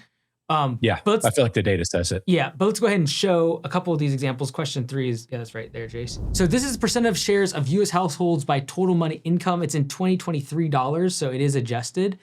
And you can see just by the blues, the colors, high income, middle income, low income, and that the high income is making up more and more. The middle is getting shrunk down. I didn't like this chart as much as the next one. So this is the share of total US household income held by the middle class. And it basically says it's been falling every single decade since the 70s. So 62% was in 1970. It's down to 43%. And the upper income has gone from approximately, I'd say, 29 to 48% of income being held by the upper class. So when we take this information and then we say, okay, how does this impact home services, service businesses at large, honestly, any business at large? What are your takeaways from this data? I don't see how this data changes. I believe this data. It's been as you just shown, it's been a story that's been told for a long time now. The data's been supporting it. And I feel like COVID probably made it worse because I don't know what you call it. Let's just say the families that are kind of 75 to 120, 50, 150,000. I don't know. Whatever. I don't know what that range should be, but they've been hit really hard because housing costs have gone way up. Everybody's been hit hard, but even that, we'll call it, I don't know if that's the middle class, but I'm calling that the middle class. But they've been hit really hard too, just like the people at the bottom of the ladder have been hit really hard with fuel and groceries and housing costs, but so have that middle class. So I believe this data, and I don't see what's going to change it, frankly. I think it's going to continue. So I do think that the middle class is shrinking. And if you listen to economics or finance, you'll hear this term. Sometimes you'll hear it called a barbell, but oftentimes you'll hear it called a K-shaped economy, which means the high earners, the upper class, those with wealth, that number's just, like, you can picture a K, it's just going up. And then there's a whole bottom class that's just going down. That's just getting worse for them, and it's getting better for the people that have the money. And so there's multiple economies that we live in. And so it's, easy for somebody that's living on the part of the K that's going up to feel like everything's going great in society and going great in the country and everything's just fine, but they're living in a completely different world than a huge part of the population. And so that's what they call the K-shaped economy. And so the middle class is shrinking in that more people are moving up or more people are moving down. That's the gist of it. I believe that. From a strategic standpoint, I think if you can build a business on a premium offering, I think that is a very fantastic place to be. That's not the business CityTurf has built or is even trying to build right now. But I think any business you can build serving the ultra affluent, the wealthy, is just the place to be. That I've mentioned before, there's this guy I used to listen to named Bruce Williams. When I was in high school, he had his talk radio show. I remember his statements like, sell to the masses, live with the classes, sell to the classes, live with the masses. It's the exact opposite of where we are today. If you're going to sell to the masses, you have to sell an incredible amount. You have to build a really, really big business. So most of the people that we're talking to here that want to build a smaller business, you might think about just getting into the market however you can get into the market to learn your business, learn how to deliver the service, learn how to sell. I'm less concerned about anybody doing everything perfect and right. I'm more concerned about you just getting started and learning. Kind of going back to our earlier conversation, in your 20s, just learn everything you can learn, get all the experience you can learn, build. It's kind of the same thing here. When you're early in business, it's that same thing. Just learn everything. And then once you start to learn and you start to get good at a few things and you start to be confident in the service you're delivering and you start to, I'll use the example. When I started out CityTurf, I didn't even know how to keep weeds from growing back in a flower bed. I didn't know the names of my bushes. I didn't know the names of my trees. I didn't know any of those things.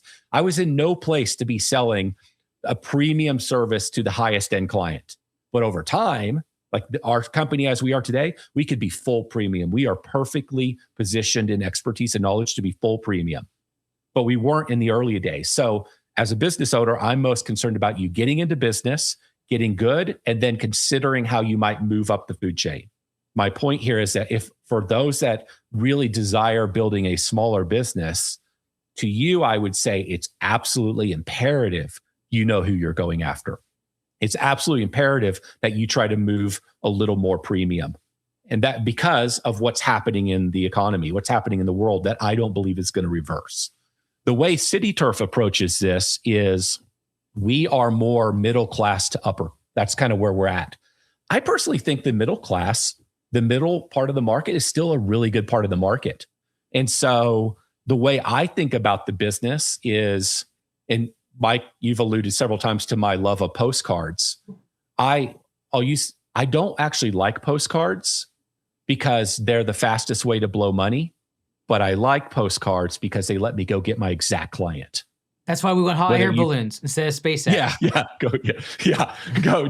Going knocking on a door hangers, postcards. Those let me go get the best client. So the way I see the world in terms of the business I want to build, if I'm going to build big, so we're talking about now building big, not building a smaller business. Building smaller, I encourage you to try to go premium as your skill set allows it. If you're building big, then I think you can, then the approach I'm taking is middle to upper, because I think there's going to be a strong middle class for a long time. It's just that it's getting smaller. So I'm not trying to run from that. I'm not trying to, and all premium is a harder business, in my opinion. It's a more demanding business. It's, people have higher expectations. My example is they call you on Thursday about the pride party they're having on Friday, and then they're mad that you can't get out there. It's just, there's different kinds of problems that come with the premium business. Now, also, I should say, if you're going premium, I'm imagining that you're charging at premium rates. If you haven't adjusted your pricing accordingly to be one of the most expensive, and you're keeping your business small, you've become quite expensive, you're high touch, high service, premium, that's a really interesting business. But for the CityTurf, that's not the business we're building. We're building middle class up. And the reason I brought up the postcard thing is because the best way for me to go, if I look at my data, I might see inside my data that 10% of my clients or 5% of my clients deliver 30% of my revenue, even in the type of business we have. So if I want to grow my business faster, then I go get more of the 5% type of clients. It's the fastest way to grow the business. That's why I like offline marketing. I go get the best client. So that's how I'm thinking about that. But I do not want to be at the budget end of this market. I don't want to be there now. I didn't want to be there a decade ago. And I absolutely do not want to be there in the future. I think that is the worst kind of business to own. Yeah, I agree. And I think some people fall into the trap on this is they think premium is only premium pricing. But if your value does not match the price, you're going to lose customers. And so that's where you'll get the people that say, I raised prices and everyone left, or everyone's so cheap. It's like, no, if the value is not high enough, I don't care how premium you want to be, you're going to lose customers. If value is higher than price, people leave. And so I would be pushing people before they think about, I want to go premium. Okay, great. I want to build $1 million business. It's a smaller business, be very premium, high margin, high touch, et cetera. Okay, great. We've all got to improve your customer experience to the point where that's premium. And it's the reason it's so easy to say, I want to go premium and raise your prices, because that's an email away from being premium in the market. But what's a lot harder to do is change your UI of your website. You're making sure you're tech enabled, make sure that people can easily set up services, that there's so many, all the friction in the sales process, the renewal process, whatever communication loops you have with the customer is all super streamlined. Like, is your communication actually premium compared to your competition? Or do you still just answer the phone when you feel like it or the next day?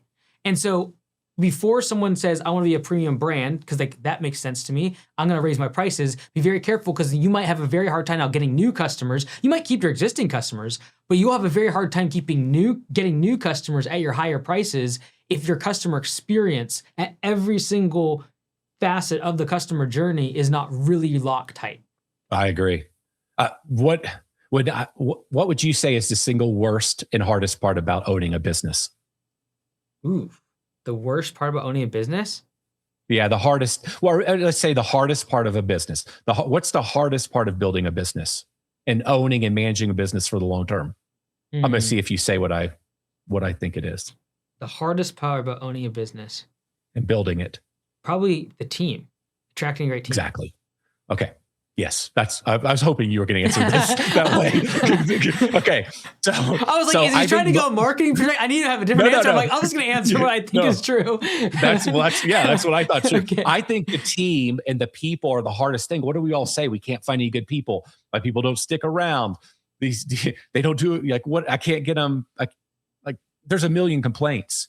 That problem never resolves itself when you're selling budget because you don't have any money to hire the best people. The way you solve almost everything you hate about owning a company is by solving the people problem. Mm-hmm. And if you're down too far down market, you just can't you can't pay the best employees the highest rates and sell work at the cheapest price. You have to sell work upper market so that you can afford upper market people so if you want to get away from everything that's horrible about a business, which is not great people and not being able to attract good people to your company, the only solution is going up market from a pricing standpoint and going up. And then everything you said, Mike, supports being able to go up market. That's my simplest argument for why you want to do this. Because if you don't, you will forever have a painful business. Yeah. And never be able to afford to go get the next customer using acquisition. You'll always be at the mercy of word of mouth. 100%. Because it's the only thing which you can afford. Which is so slow. Yeah. And it's so slow. So you can't grow out of your problems very quick. You have the problems for a very long time. Speaking of a very long time, the next question is about, is it better to sell or build and hold forever? So when it comes to your business. Now, I did a little bit of research, and I'll tee this one up. This is probably a biased source because it's from the Exit Planning Institute. But they said that 76% of owners who sell regret it within 1 year. And I have my opinions on selling versus keeping it forever and who should and who should not. But given that you have had a business like Cybertruck that's owned for decades and then you've sold one like Service Autopilot, from your perspective, where do you land on this? But then also, what would be your more generalized opinion for the masses? For me personally, while we sold Service Autopilot, and it was an amazing experience because I learned a lot doing it. It's cool to get a nice big check. I mean, all that's cool. I would hope everybody gets to have a chance to do something like that, but it didn't change my mind. I still feel that I'm in the camp of I want to build and hold, but whatever I'm building, I want to build it in a way that it could be sold at any moment. But I'll use CityTurf as an example. It's like something I give almost no thought to. I could not care less about serving that business. In my perfect world, that business is still around in 40 years, and we have a killer team. Their life is good. The owners have a lot of freedom. We make a lot of money. Our clients love us in the market, and we don't live in fear that something bad's going to happen in our business. If I could build that, I just want to own that. I use the example that let's say that you have a business that's making you $400,000 a year. And I know that's a lot of money, but it's making you $400,000 a year. You can live a great life, but to take enough money off the table, pay taxes to be able to earn $400,000 a year in return that you can spend without running out of money. That is a very different. That's different. That's hard. And that's mentally hard for somebody to go from, I had a paycheck, it felt stable, to I'm having to spend down my money every month. I'm having to spend money to live and the stock market's down 25% right now. Like the psychology is so different. And I've talked to so many people that are incredibly wealthy and living off investments, no matter how much money you have, for most people does not feel comfortable. It's just universal. Losing that steady paycheck as a business owner felt so much better than living on investments. And so the psychology here is difficult. I'm comfortable with it, but it's still like weird and I do get paid because I get paid from CityTurf, but in my mind, I'm living off investments because I've always thought of CityTurf as just an investment. So I think for most people, the whole sell would be way more uncomfortable than they think it would be. It would be really cool for a short period of time. And afterwards, it's a whole new world. It creates a lot of discomfort. And I suspect that's where whatever the big number is that says people were disappointed, they wouldn't have done it again. The other reason I think a lot of people are disappointed is because who they sell to probably disappoints them.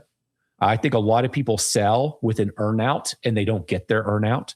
I think a lot of people sell with the expectation that where they kept some equity in the business, that one day they'd get a big paycheck, and it just doesn't ever happen. And so most of the money they got was in the early sell. Those are all the ways you could be disappointed. And this idea that you just build this really great company, it takes really great care of you. I love that idea. So I'm firmly in the camp of I want to build something that lasts and persists for a really long time, but I want it to be built in such a way it could be sold. Yeah, I think when I think about home services specifically, actually any business, I was talking to a coffee shop, the owner the other day, was selling it to his general manager, and I was trying to convince him, like, I don't think this is going to solve your problem. But all that being said, I think a lot of times we're looking for liquidity after putting money back into the business for so long. And the idea of having the liquidity is so appealing, even though we know maybe from a tax perspective, it's not efficient. From a even personal gratification perspective, we might lose out. But it's like, I just want to have some breathing room. And I think I would encourage a lot of people, if they're wanting to buy and hold, but have the liquidity, is like, step back for a minute and realize you can create liquidity in the business. It just might mean, okay, instead of growing every single year, let's dial it back a bit. Let's increase our prices. Let's go into profit mode. Raising prices a little bit, just up by a little bit, optimizing could very well create the liquidity you're looking for in a much more tax efficient way without having to sell the business. Or even potentially at a bigger size, even if you had a minority stake ownership, someone to buy in, so you can create liquidity, feel like you had that event of the cash injection and have the adjustment in your personal lifestyle if needs be, but then still stay owning and operating and controlling the business. And I'd say that's the more viable approach for most people, is just like build the business slightly different, change the horizon from the next 5 years to 50, and you'll slow down a little bit and create the liquidity to keep your head in the game instead of constantly thinking about I'm going to sell this thing, I'm going to sell this thing. And then you start making bad decisions in the meantime. Yep. Yeah. I would not discourage anyone from selling, but I would I've had a lot of conversations where people have asked me about selling. So I usually don't hear myself saying, oh, you shouldn't sell. What I usually hear myself saying is it's way too early. You're worried about the future economy, or you're worried about something. So that's creating fear, which is leading you to want to sell early, but you're not going to take enough money off the table to be safe. And if you're worried about, oh, something bad's going to happen in the future in the economy, I should get my money now. Who's going to buy it? Where are you going to put your money? Yeah. Oh, yeah. Yeah. Yeah. Where are you going to put your money? You can't keep it in cash. You'll get destroyed. Yeah. You will lose badly if you're in cash. And so you've got to invest it elsewhere. So that's at risk too. And so most people, I would say, here's the other thing that gets tough. If you got a big business and it's in a really popular trade and you're getting offered 10 or 15 times profits right now, my gosh, it is kind of hard to say, you're willing to pay me for 15 years into the future of all the work I'm going to do right now? That to be assuming your business doesn't keep growing. That starts to get kind of crazy. Mm-hmm. Like but even for a lot of those people, the very person that could get 15 times, their business is exceptional and it's growing really fast. So that's 15 times this year, but next year it might be the equivalent of you got paid 8 times profits because of just the speed of growth. And so again, for most people, I usually say, hey, yeah, maybe you should sell it, but based on the speed your business is growing and how good it is, I'd keep building for at least 3 more years. So it's usually people are thinking about selling, in my opinion, too early. I like the idea of what's the multiple, and basically it's the multiple in future cash flows. But in 5 years, what's the multiple if you continue at your current rate of growth? Yeah, and exactly. After you've just saved a third of it off in taxes, if they gave you in one lump sum, now it also changes the multiple very quickly. Oh, it's 10. Okay, now it's actually 7 based on taxes. And then based on in 3-4 years, based on our current rate of growth, this is actually a 2 or 3. It starts to look less appealing. And as someone who has never had the sale from the outside, I have never talked to someone that sold and was like, oh, I want exactly what they felt like the day after. I've always asked them, like, how do you feel right after? And did it change anything? Did it accomplish? And it's like, well, no, I had money before. Assuming you can have some liquidity from the business, it's like, what's going to change right after? I'm just going to wake up and not have a team. I'm going to wake up. I'm not going to have any. I would lose some purpose. And that feeling, I see people make weird decisions sometimes because of that loss of purpose or not having a plan for after the sale. And that leads me to my last question of the day, if you don't mind, about the sabbatical. Sure. Okay. So I kind of hinged in there of what's after a sale. you, after you did a sale, went on a sabbatical. Now, I want you to talk about that, and then I want to bring it to people who are still in business and how they could use this potentially even before they make a big sale or they exit or don't have anything to work on necessarily in the immediate. But what did you learn taking a sabbatical? Maybe define that for those that have not heard you talk about in the past, of what you did after selling the business and what you learned from that process. Yeah, that's a pretty good tie into the last question, because in my example, when I sold my business, nothing changed. I already had my house. The only two things I can come up with that I really did differently immediately is I bought a racing simulator, and I bought and Tiffany and I bought a $10,000 mattress, which I wouldn't have spent before, and I had the money. That's all I could come up with. It's like worth so it. In my world, worth it. I don't know if it was worth it, but it actually, I don't think either one of them were actually worth it. But the sabbatical, that was the difference. So that's why this was a nice little tie-in. But from a money standpoint, like, the person that can get a really big exit already had money, probably. Right. And so we already were living the life we wanted. So the big, ginormous change for me, was the sabbatical. And John and I, a little backup here, context on this. John and I it was probably more me than John that was already talking about this idea of like taking a break. So I had already been thinking about this idea before we sold the business. And maybe even before we thought about selling the business. And I was wondering if we could get to a place where every few years we each took 90 days. And I thought that would be really cool. And so I wanted to be able to go take these long vacations and not work at all. And I felt like the business was completely to a place where that would have been no problem. And so I had already started this conversation. And then after we sold the business and I stuck around till like April or May of 21, but frankly, my job was quite easy because everything had been pretty much handed off. I stuck around. We were completely remote. I mean, it felt like by the time we got to in 2021, I felt like I was barely working, even though I was still there a bit. So as soon as my time was done, I basically started the sabbatical. That would not have happened had I not what I did. There's no way in the world a 3-year sabbatical would have happened had I not sold the business. So that's probably the single biggest thing. And CityTurf was in a place and had been for a long time. I didn't have to do anything there. So I had no complications. And then Academy, my coaching thing, got sold with the service autopilot business. So that would have, had that not happened, then it would have been harder for me to take the sabbatical because I had to be part of the coaching business. So anyway, the setup was the sell actually made this possible. And I think you were asking, were you saying, what did I learn? Can you remind me what the question was? Yeah, like what did you learn about either yourself or even for someone that, let's just say for a moment, they've made a sale or they're between businesses, would you recommend it? But more importantly, how would you structure it? Yeah. So I'll just tell you what I did first. Man, I 100% recommend it. And I would 100% recommend it without a sale, but you've got to build the business to a place where the business can support it. And I don't know how to, try to think of what it did for me. So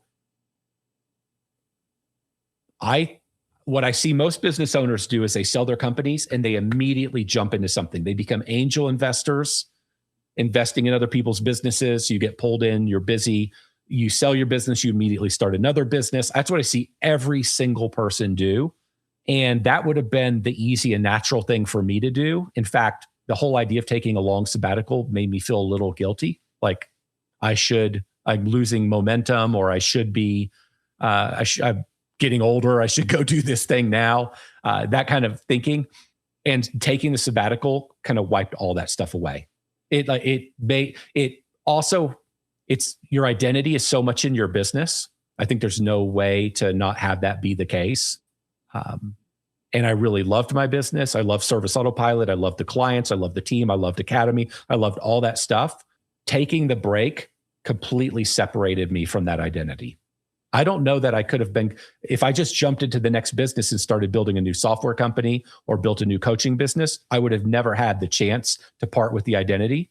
And I think taking the long sabbatical legitimately got me to a place where I was completely separated from that identity, and I don't feel like I need it. I really feel, and I only think I could get there by taking the long break. And I think that was super valuable. It also gave me this really fresh perspective to look back on some of the things I got wrong over the years, building my stuff, the lessons I've learned, the things I would do different. You can't get that lesson.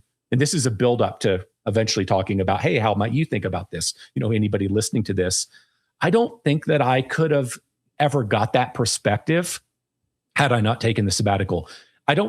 For most of us, let's say you eventually get to a place where you take a 2 or 3 week vacation. So you leave your business, you're still kind of checking your email. You're still let's just say you're not doing much work, but you're still kind of checking on the business. That's not a sabbatical, because it probably will take you 3 weeks just to decompress from everything you normally have to do running the business. But you haven't even got to the phase yet to thinking about the business as an outsider looking down on your business and being completely out of the weeds, completely disconnected, and looking at it in a way and saying, what did I get right? What did I get wrong? What are we as a team and a company getting right and wrong? You don't get that on a vacation. You have to go through these phases, I think, where you sort of decompress. Then you get to a place where you're not even really tempted to to get involved in the business, to a place where you start to get bored, where then you start to think about the business in a completely different way. And that's what I think a longer period of time, a stretch of time gives you. And that's what a sabbatical gives you. And so for me, it allowed me to kind of decompress from everything I did, which took quite a while, frankly. Like the selling process was such a beatdown and exhausting. And then coming into a new world and going through that whole transition and eventually leaving the business I built was such a beatdown and transition. I didn't just get over it in 2 months. And by get over it, I mean just completely decompress. It took me quite a long time to do that. And then I got to a place where I was like, hey, I could be happy not ever running that business again. I don't need that business again. I'm good. I could be happy doing something completely different. And then around that time is when I started to really look back on all that I had done and like, man, if I could do it again, you got to a clear mind. That's the word. It took a while to get to the clear mind. And so it's one of the greatest things I've ever done. I am so thankful I didn't start another business. So my learnings, and Mike, you can ask me additional questions, but what I would tell somebody that is dedicated to owning and building a business for the long term, it all starts with building your leadership team that can run the business. That you can't ever do a long sabbatical unless you've got operations dialed in and all the different if you're bigger, finance, marketing, sales leaders, you got to eventually get to a place where you have these. For somebody building a small business, I don't know how you're ever going to do a sabbatical, because you've got to build a team of people that can run this thing while you're away. If you're just leaving the business, but you're still checking email multiple times a week, if you're still having to hop on a team call, if you're still having to make sure things are happening and moving, if you're still having to look at the KPIs, that's not a sabbatical. A sabbatical is a full-on do no work period. None. That's a sabbatical, because that's the only way in my mind you 100% disconnect and stop thinking about the business and start thinking about other things and have some of the experiences I've described. So for somebody that's building a bigger business and it's going to be in it the long term, my suggestion would be you first do a 30-day test. Like first you just do a 2-week vacation. Then eventually you do a 30-day test. And I think the sweet spot, I mean, I just don't think a year is realistic for almost anybody, even if you're running a business. So what I had always thought, and I still believe this, could I have engineered 90 days, periodic 90-day sabbaticals? I think, because I just don't think anybody's going to do a year. I just don't believe it. I wouldn't have done it. No matter how good my business was going, I couldn't have left for a year. I wouldn't have let myself do it. So that's kind of where I stand on it. 90 days, I think, is probably the sweet spot. Okay. All right. See, when I go on vacation, within 3 to 4 days, I feel like I'm unplugged. I feel like that's great. I feel like bored after 3 days, but I don't know if that's just because I've never actually fully disengaged. See, I think you have to get past that bored part. Yeah. I've never done that. Yeah. I mean, I've always been the same way. I was able to go on vacations, and I mean, we'd go to Europe for 3 weeks with the boys. I didn't do anything work. None. I didn't check in. But I still think, I mean, I'd be a liar if I said I didn't check my email sometimes. It's like I needed my dopamine hit going back to the beginning of the conversation. Yeah. So, but I don't feel like if I go to the beach, okay, I am bored in like a day and a half. I am not, the beach is unbelievably boring to me. But if I'm snowboarding, or if I'm going if I'm in Europe and we're moving around quite a bit, I don't get that bored. So I don't know. Maybe that's different. You might be going to the wrong place. You said you're more beach house than mountain house. That may be your problem. Okay. You need to go ski or snowboard. Okay. You need to do something highly active. Okay. Yeah, like I feel so I've thought about this because I saw this on the doc and I was thinking about it. And right now it seems like torture. That would seem torturous to me. Because again, to your point, my identity is wrapped up in it. I would feel immense amounts of guilt. And third, I don't think the business is in a place yet. I think I'm probably a solid year away from it. And I feel like I got the businesses, like from my personal business, past 10 million, I had to restructure everything. I feel like the same thing is true at 30. But to $1 million, I feel like I have a bit of a gap there. And I feel like that's when it could be useful, is around that 30, to like get away and then look at the business a little bit differently, knowing that it's going to be a very different way to scale up to the 100. So it's definitely like in my thought, because I agree with like the premise of stepping away and seeing it from afar. The guilt and the identity part, like I have always been the person that just works all the time. I work a lot. That's what I did. And so my 20s were all work. Yeah. And when I look back, my 30s were more fun than my 20s. I just worked in my 20s. I'm counting on that. Although it couldn't be much worse than my 20s. I'd have to be really do something really stupid to make it worse than my 20s. Yeah. But okay, so six weeks is what you said to start? Oh, 90 days. 90 days. That would be like a good one for someone in the business still. I would just do it. I would do a 30-day first, break away from the business, and then with the goal of getting to 90 days someday. But this is what I'd call a luxury conversation. Totally. You have to have your business in a really good place. And I don't think the number matters. It's more like you gave the example of 30. I don't think somebody needs to have their business to 30. They need to have their business to a place where they have the right leaders running the business. Right. And to me, it's heavily operational. You have to have an incredibly good COO kind of person.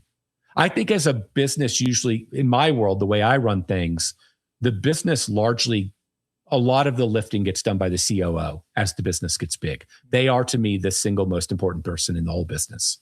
And so you have to have an incredibly good leader there.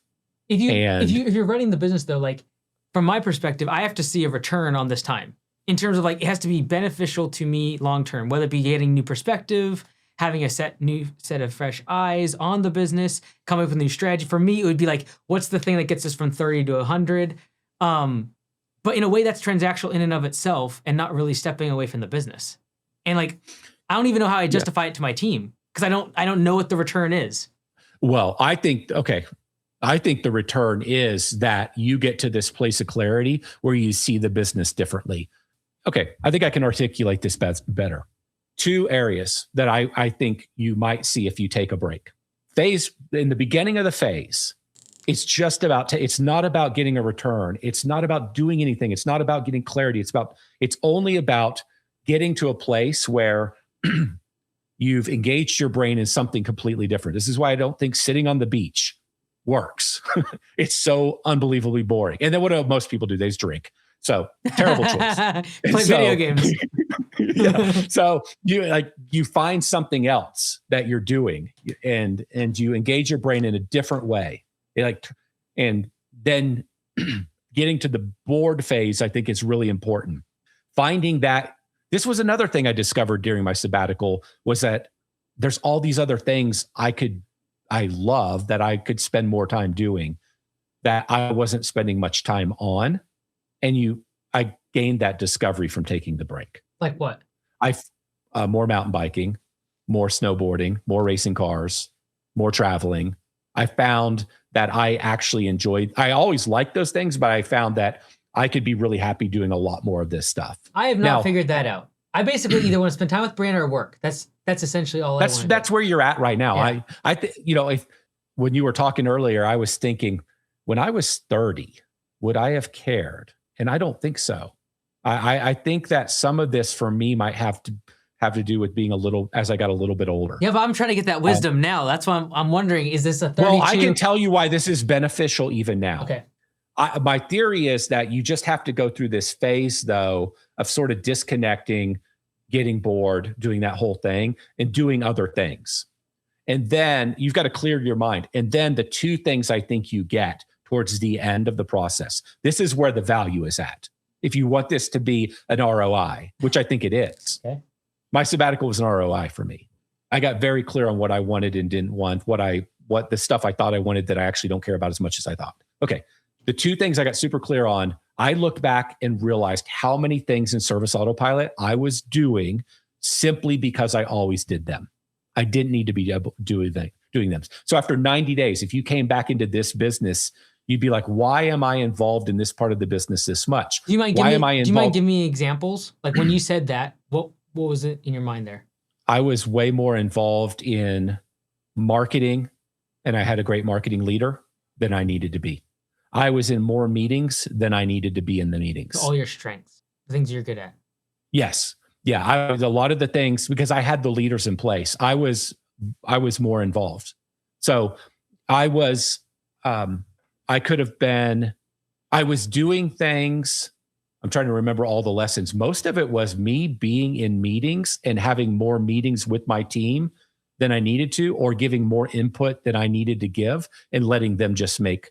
I was letting people make a lot of decisions, but there were still more decisions or a lot of decisions where I should have just let them make the decision and own it. And they were still getting approval from me. I noticed that quite a bit. That's probably the biggest one, because again, the thing you have to remember with Service Autopilot, I had a whole leadership team running the business. I was okay with this, because I enjoyed it, but I was spending more time with the team on personal things that had nothing to do with the business. I realized how much of my time was spent on that. Another thing I realized is Academy, while I loved it, was time that was taking away from making the Service Autopilot business go faster, or what I was talking to you about a week or two ago, where I should have spent more time bouncing in and out of customer service just to work, do a little more coaching there. So in some areas I was too involved, in other areas I was not enough involved. It was those types of observations that I had. So gaining clarity almost on which areas of the business actually required or needed your time. Where my time was spent. Okay. I loved marketing. I had a great marketing leader, but I still dabbled in marketing more than needed. I didn't love customer service. I didn't spend as much time in customer service. It's that kind of thing. I love teaching and coaching. Maybe I should have brought that into software more for everybody and not just for 128 people. Yeah, it's those. I think I talked to you about that one time at a Service Autopilot conference. Like that was one of my big. After I'd been gone from the business, I think I was talking to you because you were talking about if you were to build software again, what would you do? And that was one of my big observations that came from my sabbatical was I should have just made this for everybody and not just made this for a small group of people. There's lots of little lessons like that. I have a whole list of things. I noted a lot of these things that I had learned. For someone that might have like a partner, for example, because I can see the benefits. Let's say someone else is like, hey, I built the business. It's doing 2-3 million in revenue. It's very profitable. Specifically during the off season, I could definitely take these, at least the first 30 days, maybe 90 days, and kind of take this time aside, unplug. But now I have a partner that is potentially the more operational driver of the business that I need to still stay engaged with daily operations. How's this going to make them feel? Do I feel guilty not being there supporting the business with them? And I say this as I'm saying this is how I feel to the franchisees at Augusta Lawn Care. When I don't work, that's actually the first thing that pops in my mind is like, these are people that betted on me. These are people that I look at to as partners in the business, and I'm not actively with them working and hustling while they're also trying to do that. And so for someone that might be thinking about this, but has an operational partner in the business, what would you say to them, or what should they say to the partner to make sure they can get this time to unplug? Well, if I'm talking about a partner, let's not talk about the franchisees at the moment, who are partners. I think that actually makes it easier because the partner, if you have a good partner, that actually makes it feel even safer to take the sabbatical because somebody is highly invested is now still present in the business. And the reason why I believe in a sabbatical is I think it's good for, if you're going to be in this game for the long term, I think it's really, really good for you as a owner, as a leader, to get mental clarity. There are actually companies and corporations that make their people take sabbaticals. This is a unique idea. It's not a radical idea. I remember going up to see the Motley Fool, the founders of Motley Fool in Washington years and years ago. Those guys were taking sabbaticals. They built them into to take sabbaticals. I got this idea from somewhere. I didn't just come up with this. And I've seen other businesses where they are in these businesses for the long term. They're not interested in selling. They've engineered this into their business. So back to the partner thing. If I have a partner, I'm not just doing this so I can go to Europe for 3 months. Like, cool. That's a cool thing to do. You stay home. It doesn't matter what you do. I'm not doing this just purely for the vacation. I'm doing this to become a better version of me and a better leader of the business, and to have real clarity on where I'm taking the business. This is where this advice is coming from. And so the partner is not complicated, because I want my partner to do the very same thing, because I want them to get the exact same benefits. Like, how much have we been doing? I don't feel like I've done a great job articulating this. So as we have the conversation, you're pulling more out of me. How much was I doing at Service Autopilot that we didn't need to do, that we had been doing because that's how we'd been doing it for the last 9 years since we'd started the business? Why were we running certain things the way we ran them? Like, why did I still have certain people on the team? This wasn't necessarily one. Well, I did have a kind of a learning on this, but why were some people still on the team? When I got away and I started thinking about the business differently, I realized where I had some gaps. I can't tell you exactly what it would be for you or what it would be for somebody else listening to this, but you're going to get away from this thing, disconnect. You're no longer in the weeds. You didn't get off a support call 4 hours ago. You didn't get out of a design meeting last week where everything's behind. Like, all these things are off your brain. And now you're not dealing with the problems of the business. Now you're looking down on the business and saying, what is the right strategy? Are we even going after the most important stuff? Are we spending our money in the most important places, the resources in the most important places? Have I built the right people? Do I have a gap? Like, it's that kind of a clarity that I think is almost impossible for an owner to have, when every day you're showing up and as soon as you walk through the door, here's a problem. Here's the thing you got to deal with. Here's an email you got to respond to. Here's another department. Here's another employee. It's like, we can't get rid of them. I need to get rid of them, but it'll take us 6 months to find the replacement, and they're still not bad. They're just not like your brain is full. That's the simplest way I can say it. How do you clear your brain so you're not thinking it's signal versus noise? Like, how can you clear your brain where you're not just bombarded by noise constantly? You're living above the business and you're looking down on it. How do you get to a place? Okay. Dr. Kashi, is that the guy that you work with? Yeah. What's his advantage? What's the advantage you have coaching somebody else? What's the advantage he has when he's talking to you? He is not in the weeds. When you're working with somebody else, you're not in the weeds.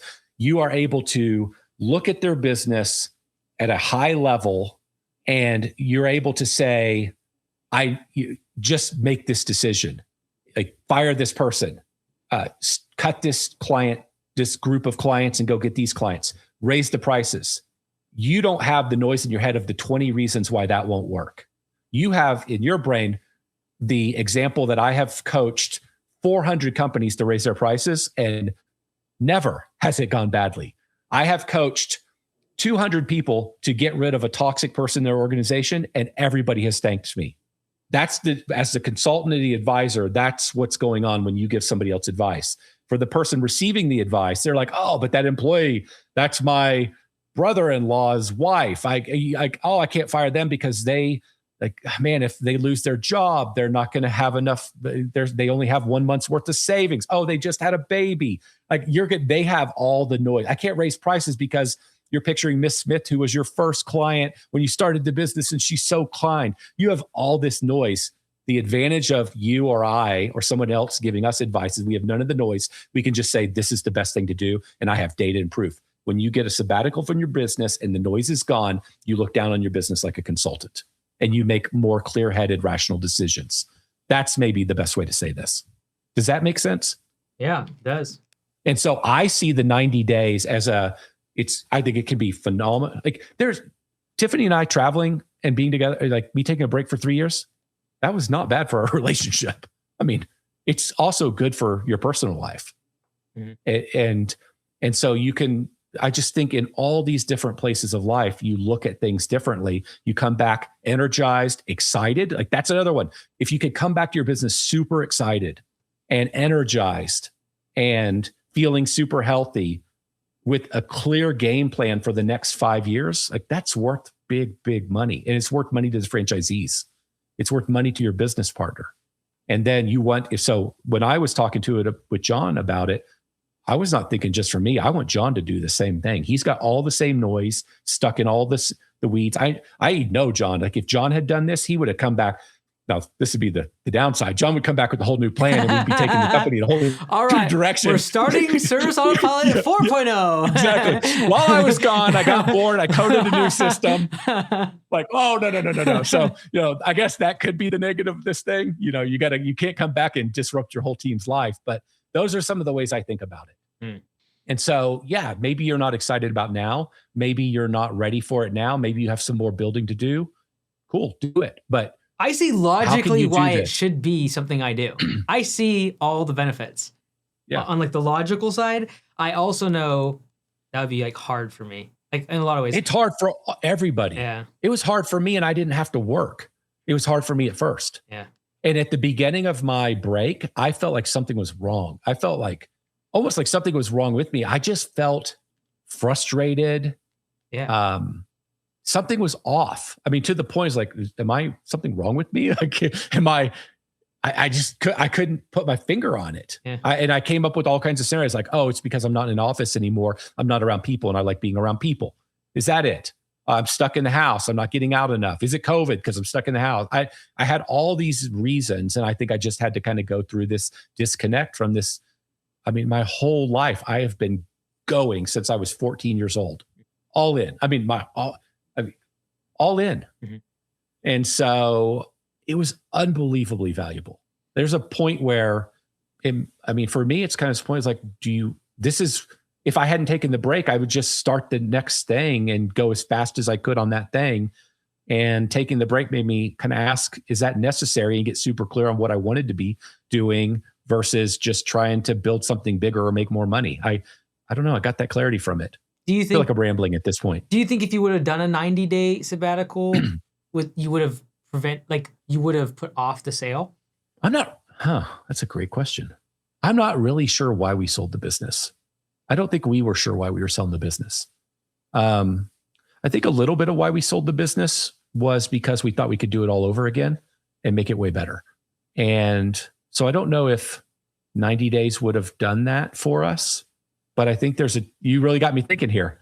I think there's a chance, but I wasn't burned out. I was not unhappy. Yeah. And John wasn't either. We loved Service Autopilot. Mm-hmm.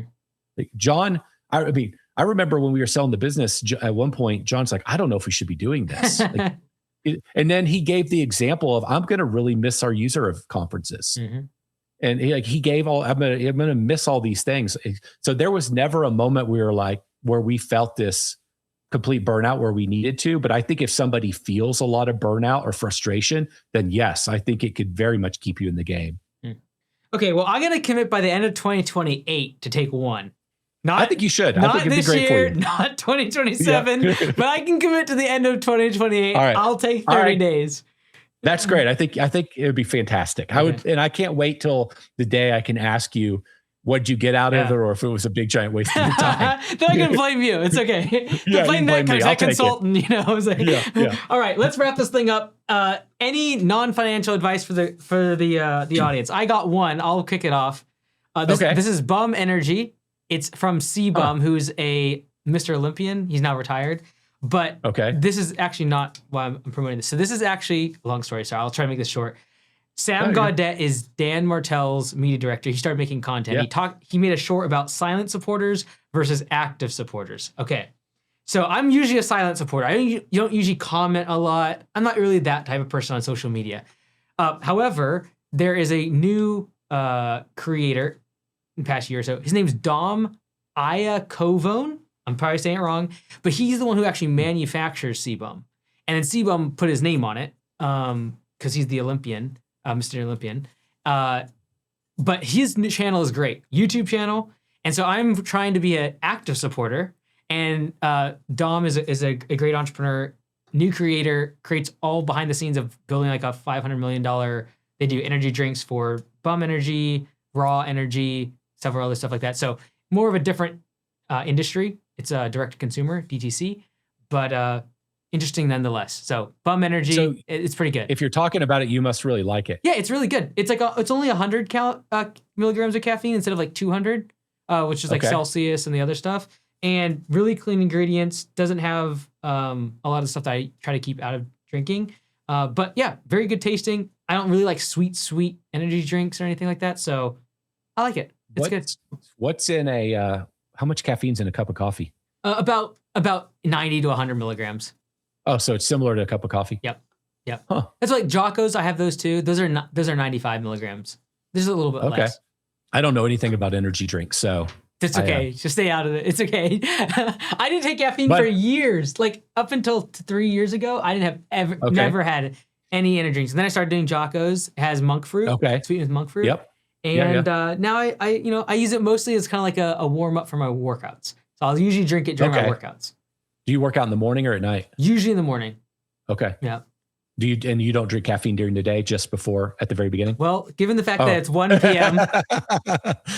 Okay, never mind. But I try not to. I try to keep it before like 12 o'clock just to make sure I don't have trouble sleeping. All right. So my non-financial advice is around AI. For those that are trying to use it more, I would tell you every single idea you have, everything you're trying to solve, anything you're trying to think through, always take it. Always go to AI. Even if you're like, hey, I don't know how it would help me. This thing can't help me. Just go to an AI model and say, I understand you may not be able to help me with this, but if you could, how would you do it? Because even sometimes the feedback that comes back, it may be useless to you, but it takes no time to ask or to prompt it. Sometimes even when you're trying to work on something that you think AI couldn't help you with in any possible way, it'll at least give you some ideas to look at it in a different way.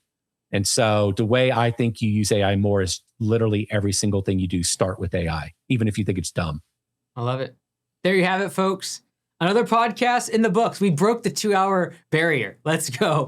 We broke that opening, that very first one. We were on that for a long time. Now we know. We now established that the SpaceX has city turf right on the top there. $5 million to the moon. As long as it's going to the moon. As long as it's going to the moon. All right. That's it. Thank you, everyone. All right. Good seeing everyone. Bye.